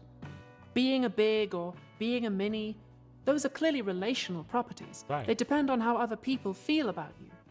They might say, no, it's not. It's not about feelings. It's objectively observable. Look, I have a tape measure. I can tell whether someone is a big or a mini. Reaching tall things on my shelf is not a f***ing social construct. But we might come back and say, okay, yeah, you can measure somebody's height. Nobody's denying that. But what we're driving at is, why do you care? Yeah. Why have you constructed your social systems around this feature? Maybe you've got a good reason for it, but on Earth 1, we don't do that. We have the property being tall, but we don't have the property being a big or being a mini. No. So you guys must have invented them. And all the Earth 2 people will be like, you guys are weird. Meanwhile, the people of Earth 0 are looking at us going, whoa, what's all this stuff about race and sex? I mean, we understand skin color and reproductive organs. Yeah, we're not erasing anybody's biology or anything like that, but you guys divided your whole population and you based your whole society around this? Why? And maybe we'd say, well, it's evolutionary psychology, you know? Yeah. On Earth 1, some of us can carry children, some of us can't, so we evolve different societal roles, and we make that distinction. Carrying and birthing a child is not a f***ing social construct. And they might go, okay, yeah, but what about Mother's Day cards? I mean, are you seriously telling me that you evolved to buy each other those? Get out of town. There's definitely some aspects of being a mother that you've invented. I mean, there's nature, you've got your natural properties, yeah, but then you guys, you've added a whole bunch of stuff on top of that. You're doing augmented reality shit, like projecting extra properties onto the world. On Earth 0, we don't have any of that. We've just got the natural properties, no additives. And then suddenly, in come the people from Earth -1. And they're like, whoa, hold on there. What's all this stuff about natural properties? The only reason that the people of Earth 2 bother to measure height, the only reason they have a concept of height, is because they care about schmite. The act of measuring someone's height isn't a neutral thing that happens before they get assigned big or mini. When you measure something, you're already assuming that there is something there worth measuring. Right. So these supposedly objective natural properties of yours are also social constructs. Yeah. It's not augmented reality, it's full VR, son. On Earth -1, we don't have any of that. We're all just vibing. Presumably, life on those other Earths would look a little bit different. If you were walking around Earth 2, you'd see signs with like bigs only and stuff, because social constructs shape our environment. Suppose we took a whole city of people here on Earth 1 and we erased their memories so they didn't know about sex and race. Would they reinvent those categories when they saw their environment? Would they look at public toilets and go, oh, hey, there's 2 different spaces here. But in our homes, we've only got 1. What's up with that? Would they go, oh, hey, we've got darker skin and we all live on the bad side of town where the houses aren't as nice? Why? Our social constructs have shaped our environment, which in turn reinforce our social constructs.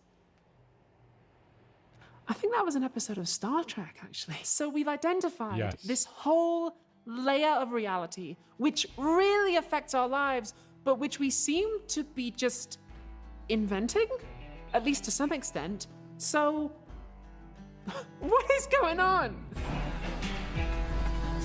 What's happening? If you ask 3 philosophers how social constructs work, you'll get 4 theories. So we're going to look at one by a philosopher called Ásta. She's Icelandic, so she only has 1 name. I chose it not because I have any particular attachment to it, but because I think it's interesting, and it'll give you a flavor for how philosophers tackle these questions. It goes like this. Suppose that you're watching a game of baseball, which, if you've never heard of it, is like cricket, but it's even worse. The guy who throws the ball, the bowler, he throws it towards home wicket where the batsman is, and he hits it. And the bowler has to throw the ball within a certain zone. And if he gets it in the zone and the batsman misses, that's called a strike. And if you get 3 strikes, then you're out. But it has to be in the zone. If he throws it up here, then it doesn't count. And if it's very close to the zone, all the spectators go, oh my God, was that a strike? And then the umpire has to decide. Ásta says there are natural properties about the trajectory of the ball. She calls them underlying properties or base properties. So she's thinking more augmented reality than full VR.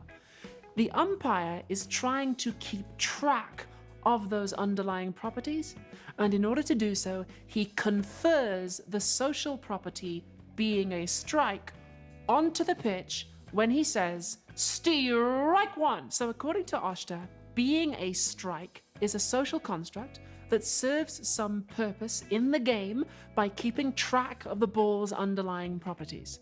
Similarly, on Earth 2, being a big is a social construct that serves a purpose in a social game by keeping track of people's height. Correct. Each of us has a lot game. of features, and only some of them matter socially in a particular context. Examples: I'm 168 centimeters tall and have shoe size 39. I have short hair and I'm wearing black pants. I speak English with an Icelandic accent. I'm extremely nearsighted, have moss green eyes and pale skin, breasts, broad shoulders. Some of these features matter socially in a context. Yep. Others do not. Yep. What is it for a feature of you or me to matter socially in a context? The answer I give is a feature is socially significant in a context in which people taken to have the feature get conferred onto them a social status. That last bit is important. Baseball's one thing, people are another. Yep. Properties like being a woman, being a man, a mother, black, white, that's not a game.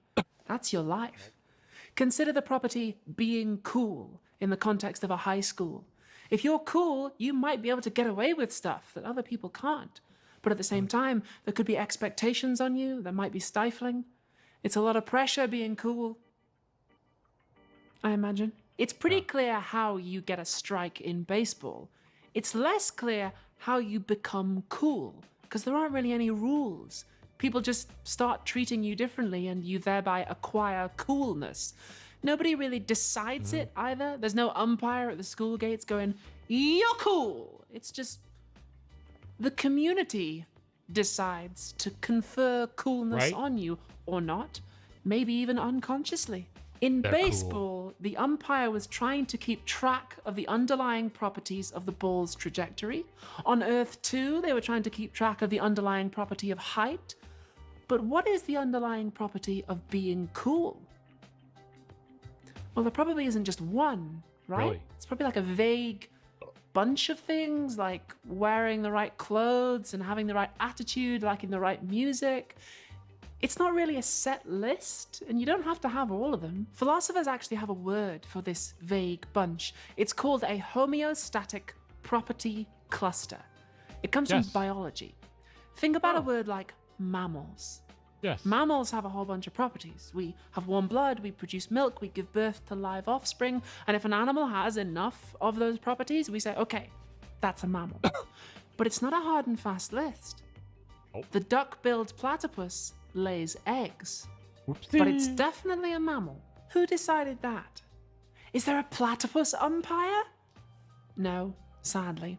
It's the community again, the scientific community. The philosopher Richard Boyd says the whole point of classifying animals is to be able to predict and explain things about them. That's the science game, if you like. And that's why homeostatic property clusters are so useful. Properties in the cluster tend to occur together in nature, either because having one causes you to have the rest, or because there's some underlying mechanism that causes them to occur side by side. Correct. So, if you know that an animal has warm blood and it gives birth to live offspring, you can predict X, Y, and Z about it because the properties tend to occur together. When European scientists first encountered the platypus, they were confused.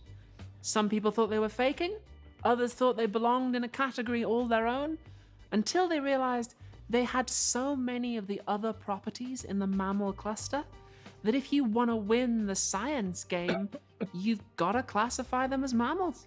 On Earth 0, there are no mammals. They know about warm-blooded animals, yeah, but mammal is a social construct that we use to keep track of certain underlying properties. And on Earth 0, they play the science game differently, so they don't use that social construct. On Earth -1, they don't even have the underlying properties. They're all just like, bro, have you seen these platypuses? These things are adorable. Head on collision in your world, some would say. Remember earlier on, I was talking about how the high school community confers the property of coolness on you? What kind of fucking silver car is this? Actually, their car, I think. Or the scientific community conferred the property of mammal on the platypus? Yes. What if communities disagree? What if someone was like, actually, the only important thing for deciding whether an animal is a mammal is whether or not it lays eggs? Correct. What if the anime club think that you're really cool, but the Quidditch team don't? Are you cool?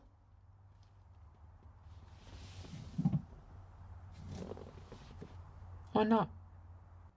Ashta says, there is literally no answer to that.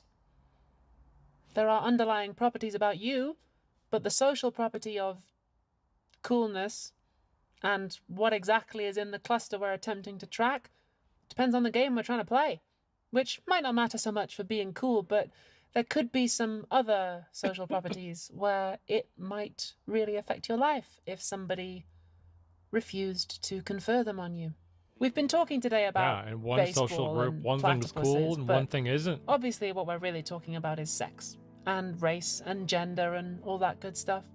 When I wrote the script, I deliberately went a bit more abstract with it because sometimes when we talk about social constructs, people get really angry. Like, remember earlier on, I talked about social constructs being full VR rather than augmented reality? Yeah. That was a reference to a philosopher called Judith Butler. They wrote a famous book in the 90s called Gender Trouble, in which they argued that sex is a social construct, as opposed to a biological natural property. It's a pretty fascinating book. It spawned a lot of interesting philosophy. Maybe we could talk about it in detail another time. But people get so angry about it. Even today, people protest Judith Butler, which is wild. I mean, nobody ever protested Socrates. Yeah. Everybody loved him. Unfortunately, some of the people who get angry about social constructs aren't really making a philosophical argument so much as they are trying to rationalize a dislike of trans people.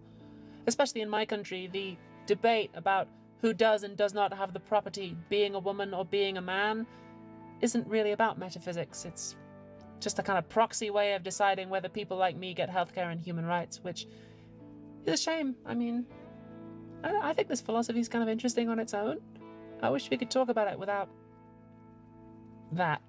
I said up top that social constructs are built into our environment. Yes. And the way we think about our environment facilitates different kinds of engagement with it. For instance, say you take your car in to have the airbags replaced after they've gone off, and the mechanic says, "Why did the airbags go off?" And you say, "Well, an onboard sensor measured a deceleration of greater than average braking speed, and that sent an electrical current along a circuit to a heating element, triggering a chemical reaction releasing nitrogen gas." The mechanic might say, "What the fuck? Okay, but why did the airbags go off?"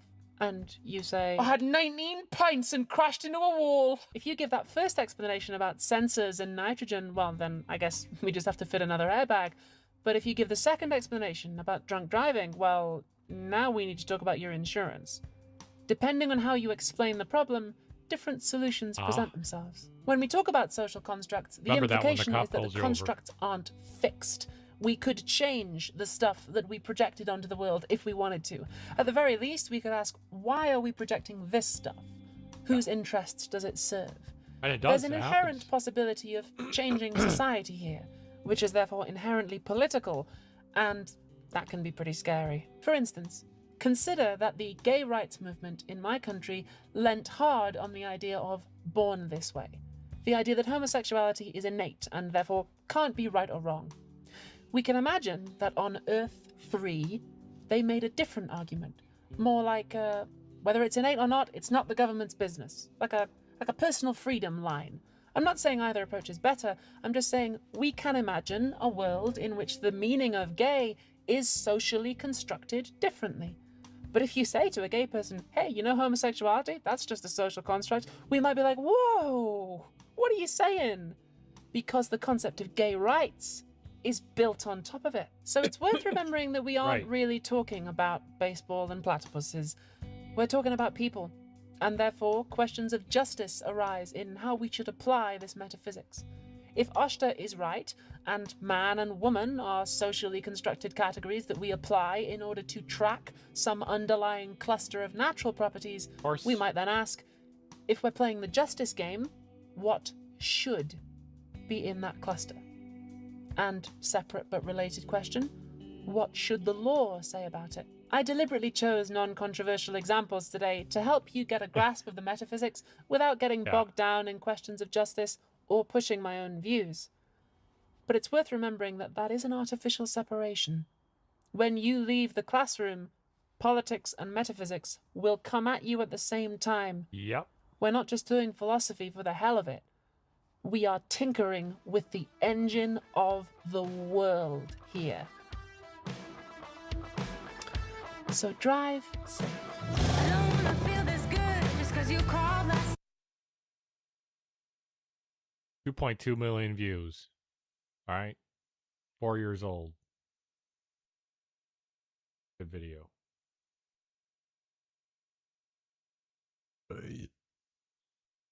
Happy Friday, chat. We got the slop for you today. Here's some more Marxist brainwashing for you. Right.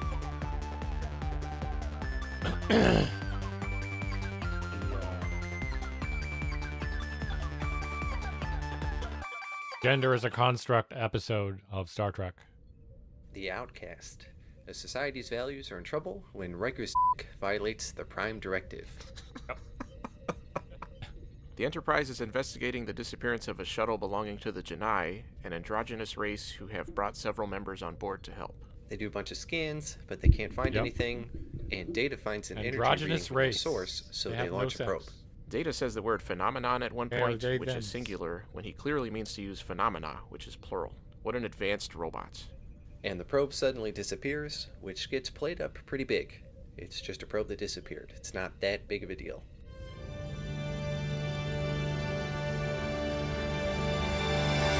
Wow. They think they found null space, and my note says, which I'm sure Robert will bitch about. Whatever. It's null space. They're just making shit up. They say it's a previously theoretical concept, and they say that that must be what it is, even though they've, again, encountered so many weird other things. It could be anything. They say the shuttle is still inside the null space, and they think they can get it before life support runs out.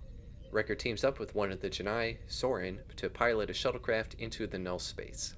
Riker explains that they will use phasers to try to map the null space pocket.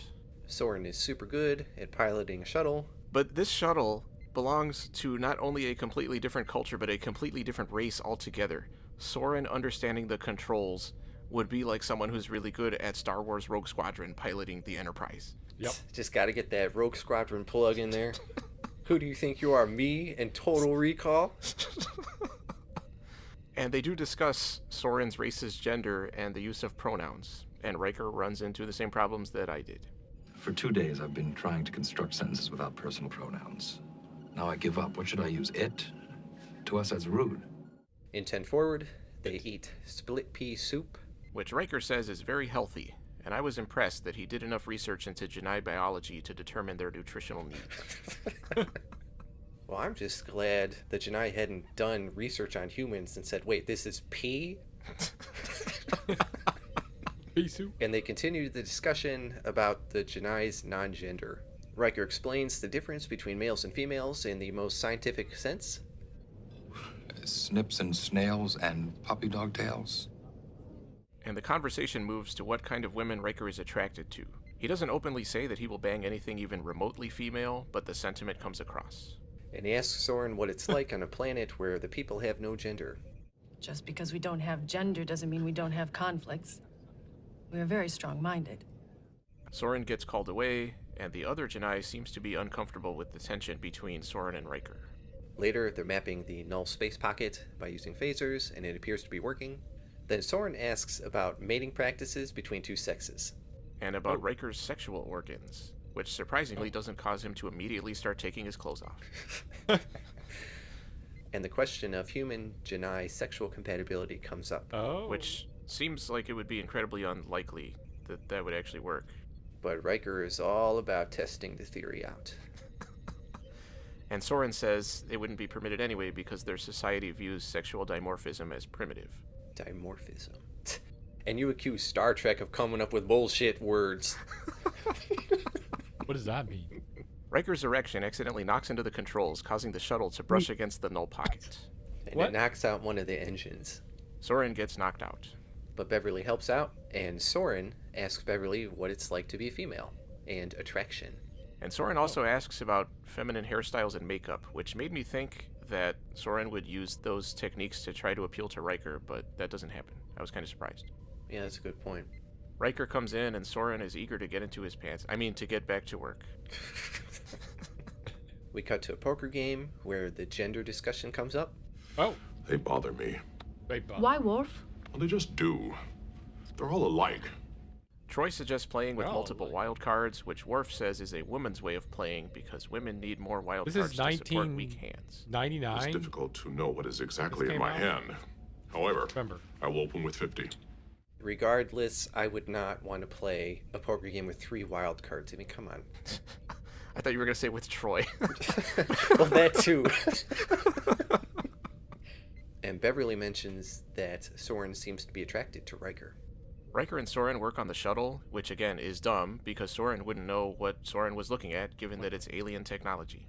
That would be like asking someone who works on PCs to fix a Lamborghini. Soren says Riker is very attractive, and that's a terrible risk. Those who are discovered are shamed and ridiculed. Some of the Janai are considered throwbacks from when the race had 2 genders, and those feelings are forbidden.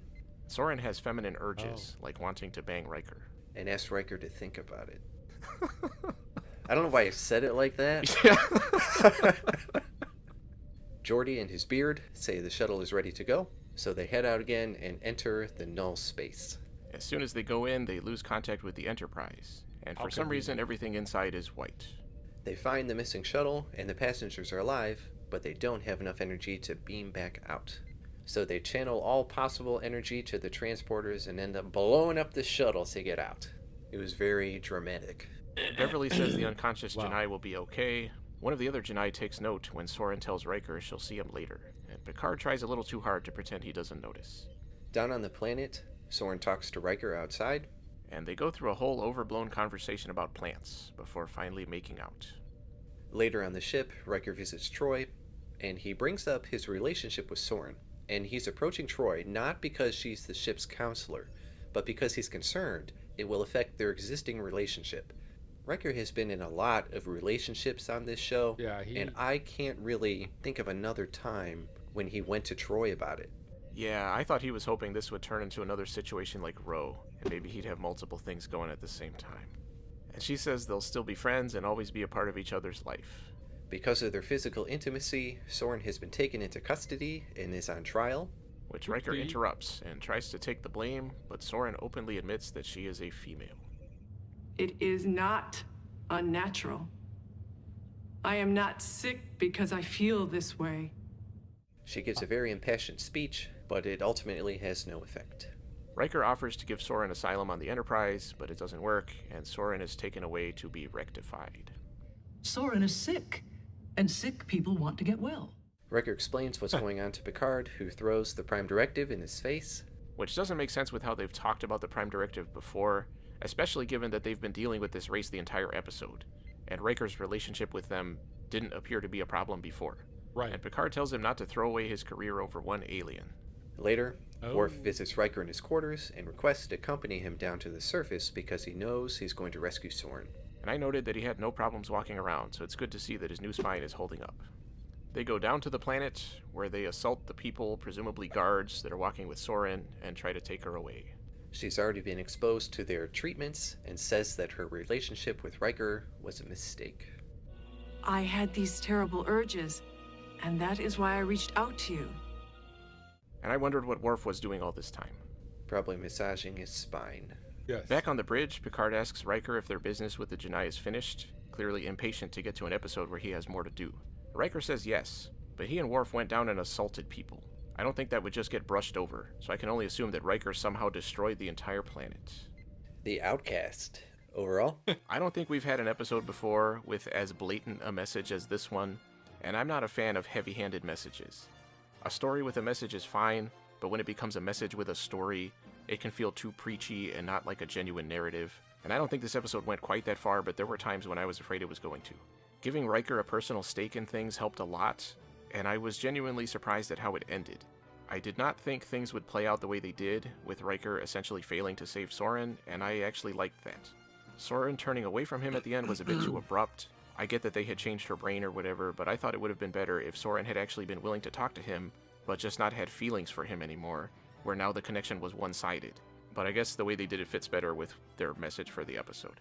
Plot-wise, I thought it was kind of whatever. Null space was a potentially interesting idea that did not make any sense the way they presented it, of course, and that they didn't really even do anything with. Despite the heavy-handedness, I didn't think this episode was bad, and I thought the relationship worked well enough, but I felt like it needed a little more development, and the story needed something more, maybe a better B-plot or something. I gave it a B-. I also gave it a B-. I agree with your sentiment that this was a message with... Well, think about the time it was made in, guys. Come on.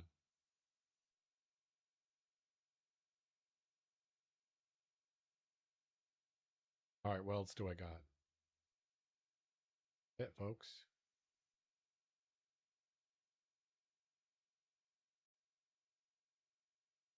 That's my playlist. That's right.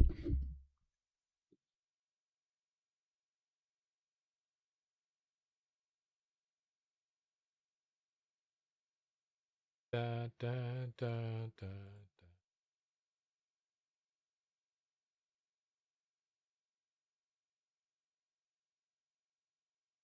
Is Star Trek actually a dystopia?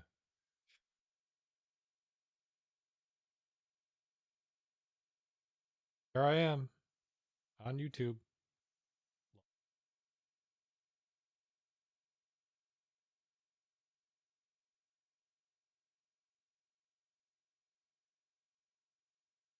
Hello?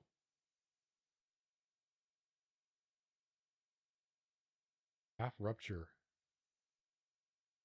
What is this? All rupture.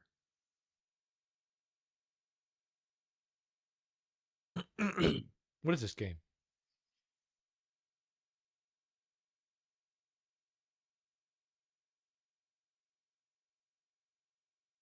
No one knows. No one's ever seen a game like this. This game is the best one. Best games of all games. No one knew how good this game was going to be.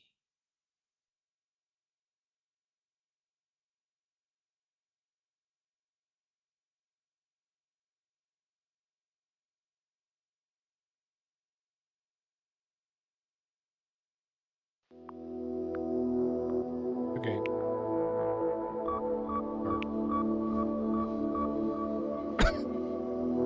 Stay alive in space. All hands to your posts. Earth's despot survived. He pieced together a functioning spaceship in 34 minutes, and he fled the Earth just before.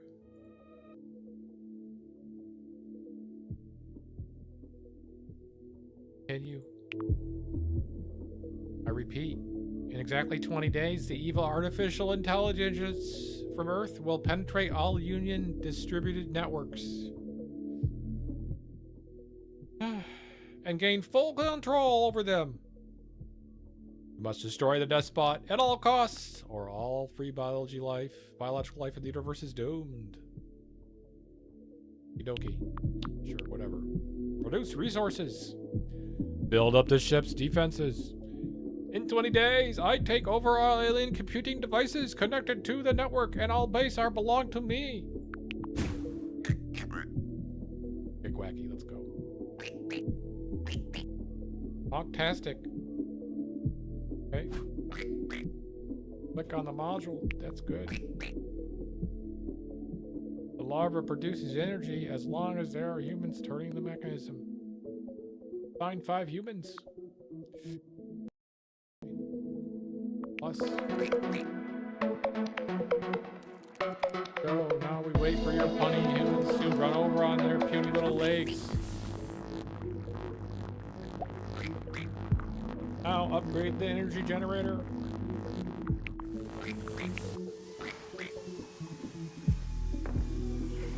Defend. Oh, look, it's my ship. Okay. You can figure out how to set up defenses yourself.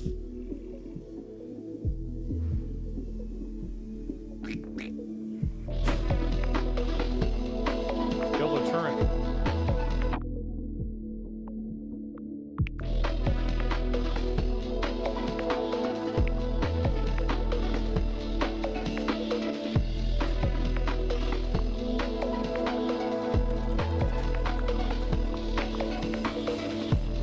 Go, humans, go.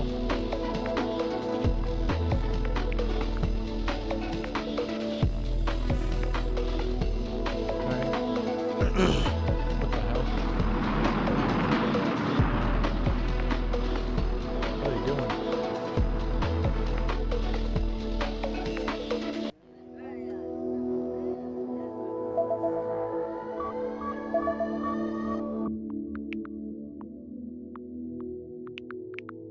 Oh God, yes.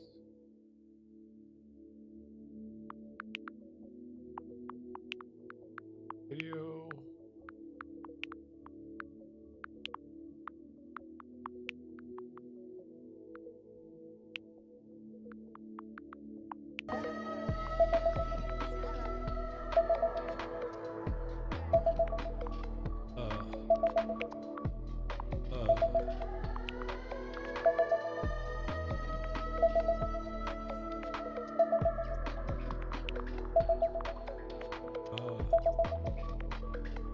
How do I do it?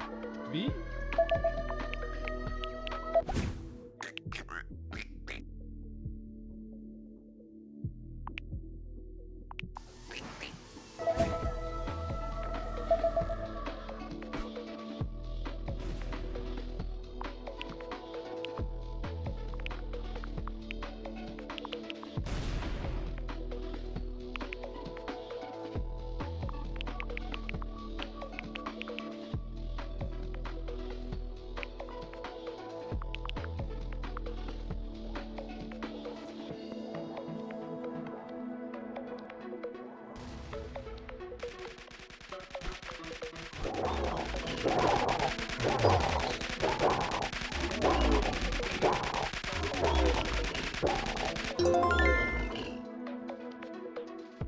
Go, we got a shop.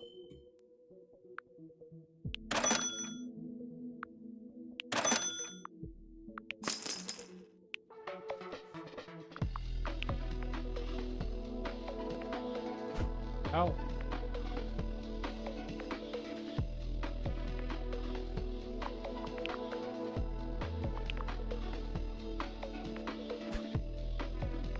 Huh?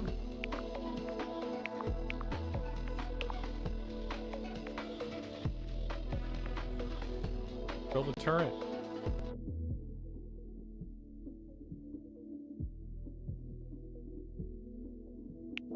Oh, fucking dumbass.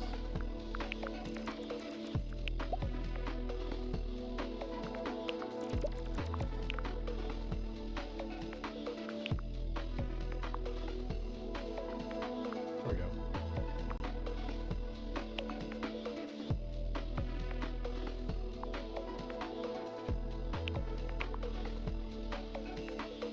Build a human storage.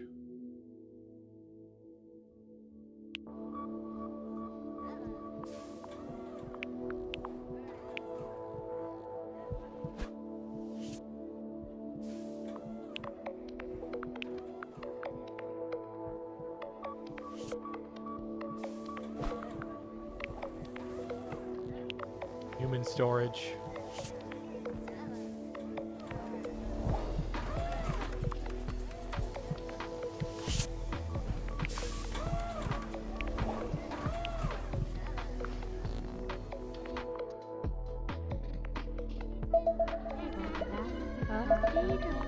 That spot's chamber.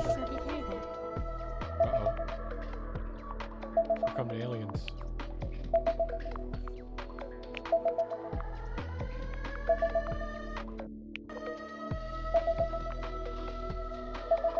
Stop.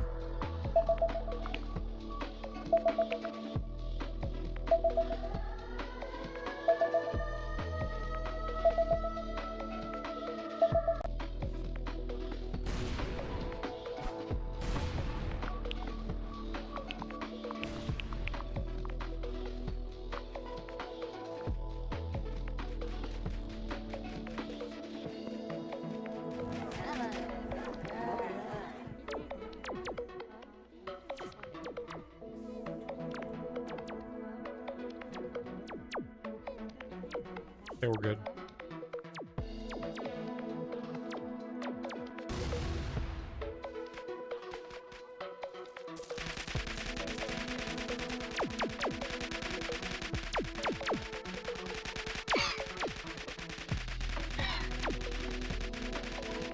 Die.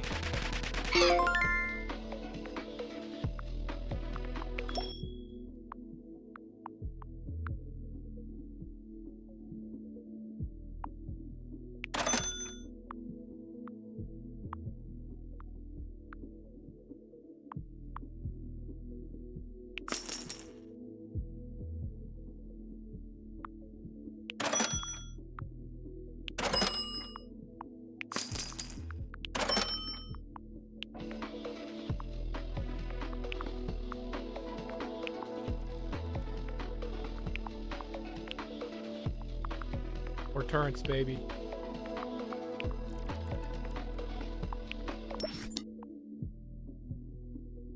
Huh?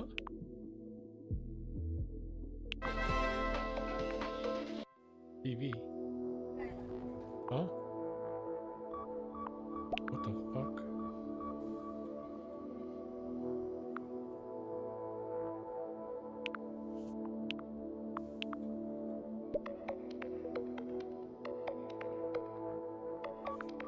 What is this? Shield? Okay. Randomly at a cathode ray tube. Great. Huh? What? You guys saying? Oh, fuck. Upgrade.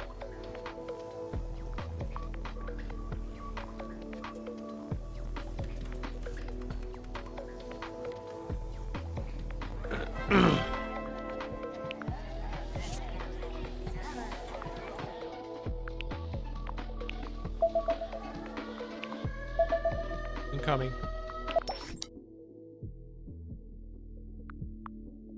Slaves? No, I'm not fucking buying any slaves. What?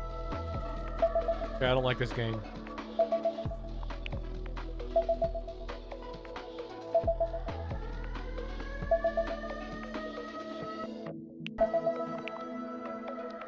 Buying slaves? Okay, I think they got a problem.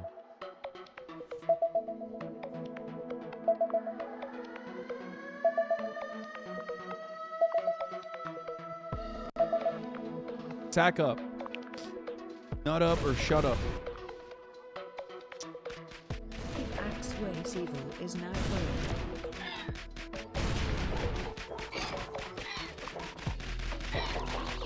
Oh no, aliens.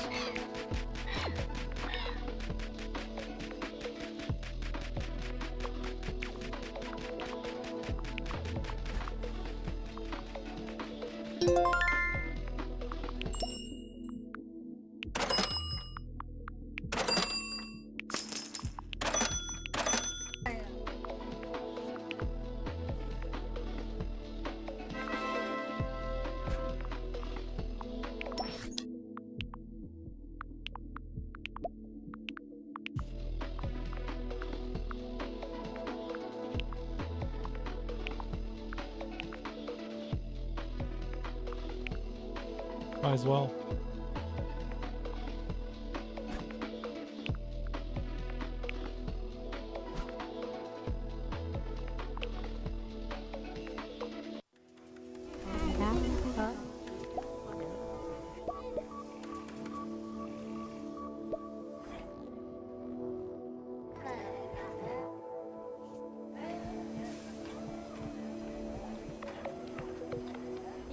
Dude, look, I'm making humans.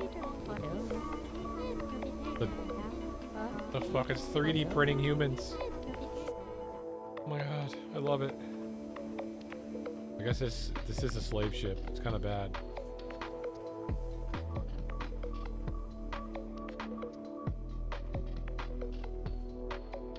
It's a bad look for a game, isn't it?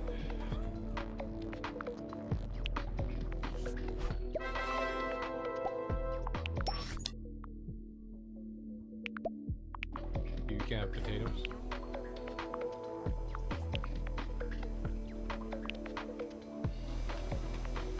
Oh look, we got crystals.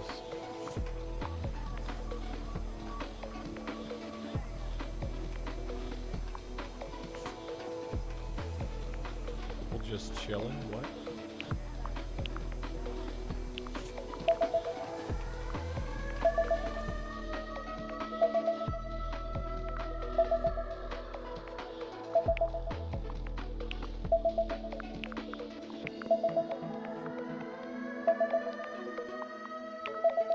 Huh? Can't do shit, dude. What do I need?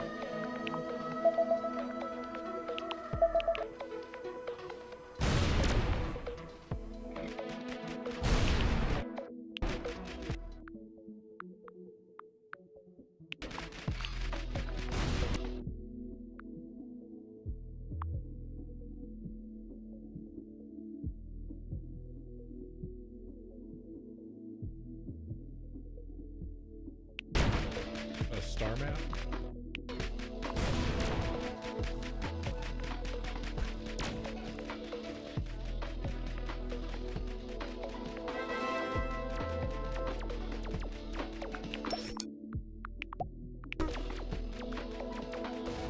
Fuck.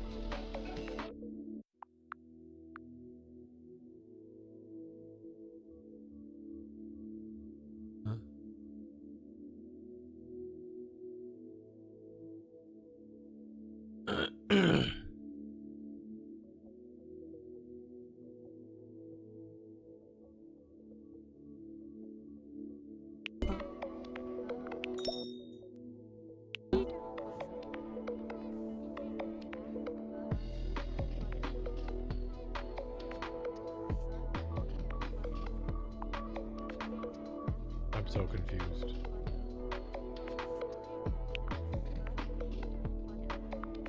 Good work, bitches.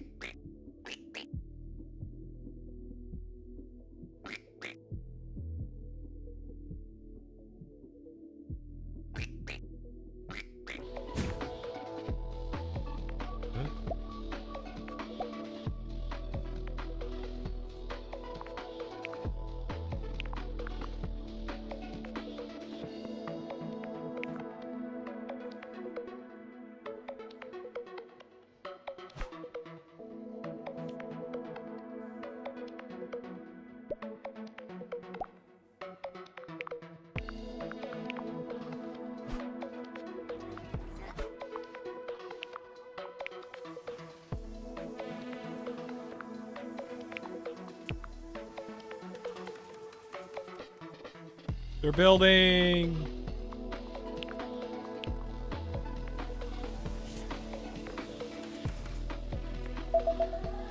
Wave 5. Gonna make it? Roswell's incoming. Rec 7s. Where's the star map, dude?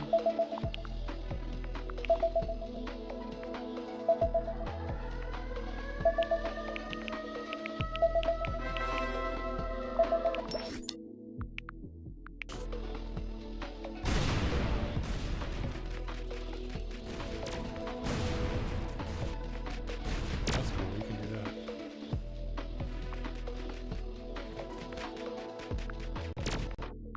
How do I go to shipyard?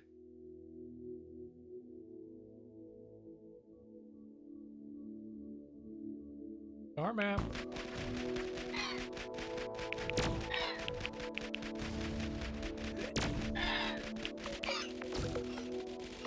I'm dead. Oh, I made it.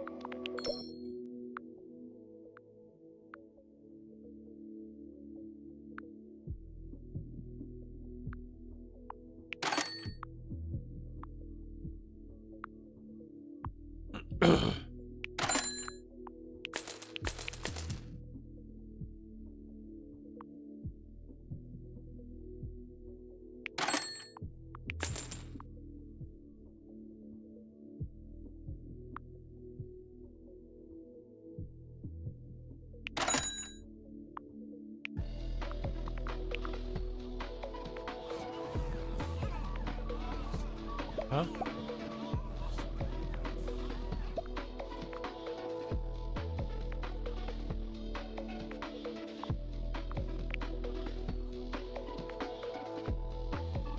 Fix it, baby. Got room. Don't got enough resources.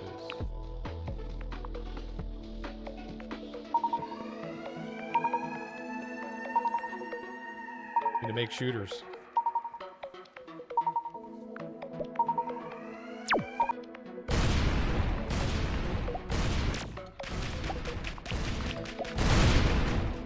Oh shit, I'm done for.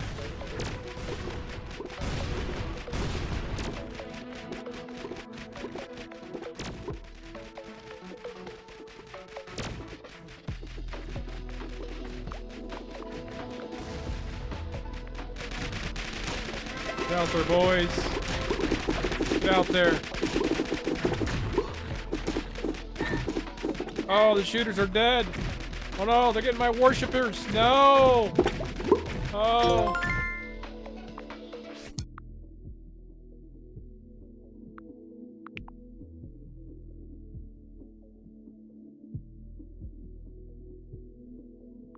Oh, here we go.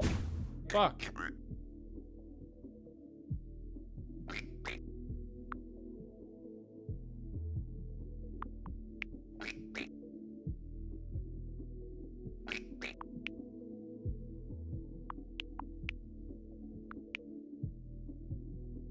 Huh? Go.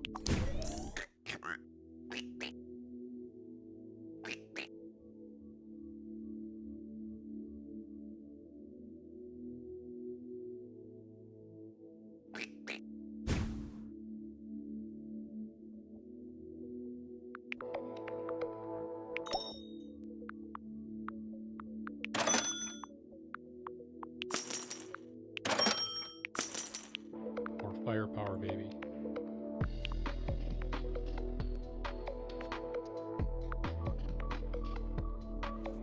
Oh yeah, I need to go to a shipyard.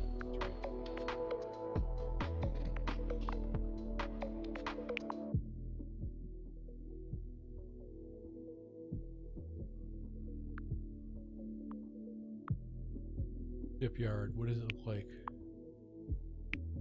Here.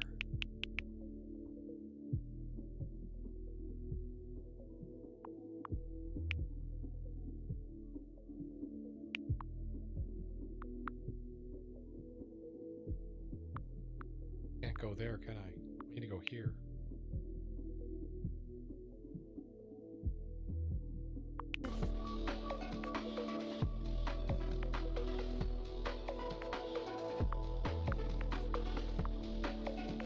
What the fuck, Jack?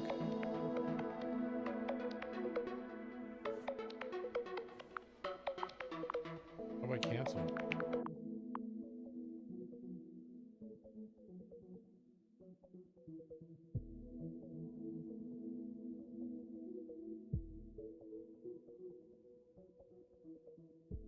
Oh, that's convenient.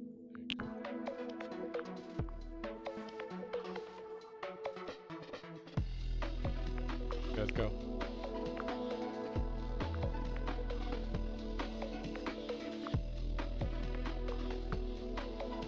Actually crazy. Oh, I don't want to go slow.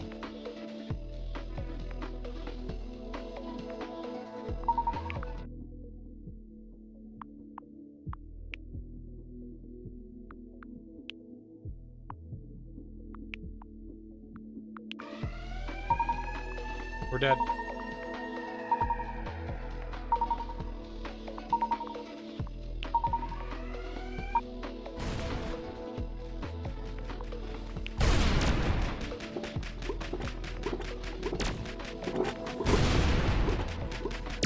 No.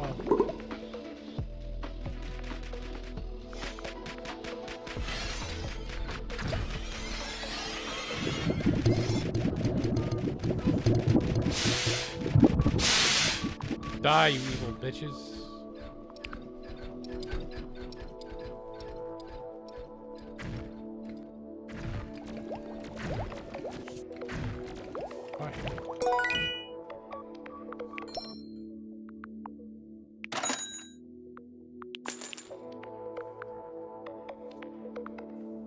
Let it slow down.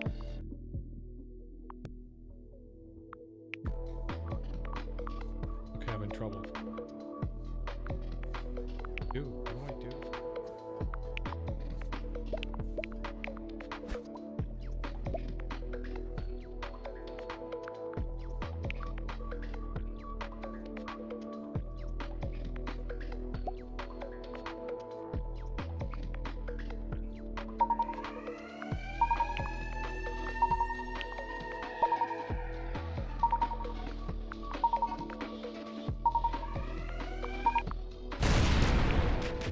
Oh no.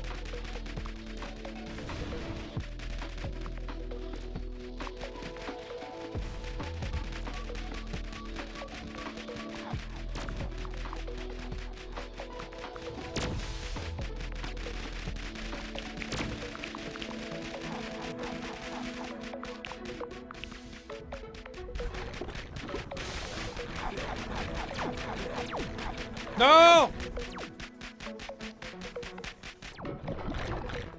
Oh, fuck.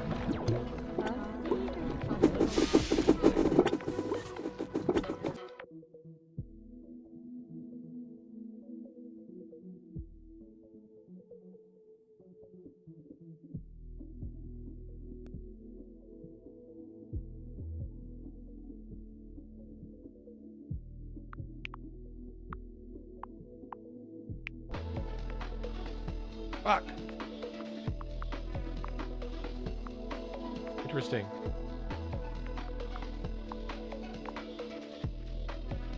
Interesting game. Oh no, dude.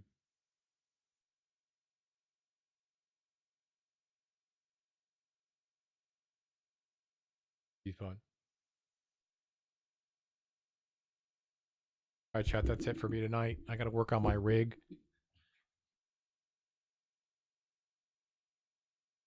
On real rig, that is. I'm too tired to do it.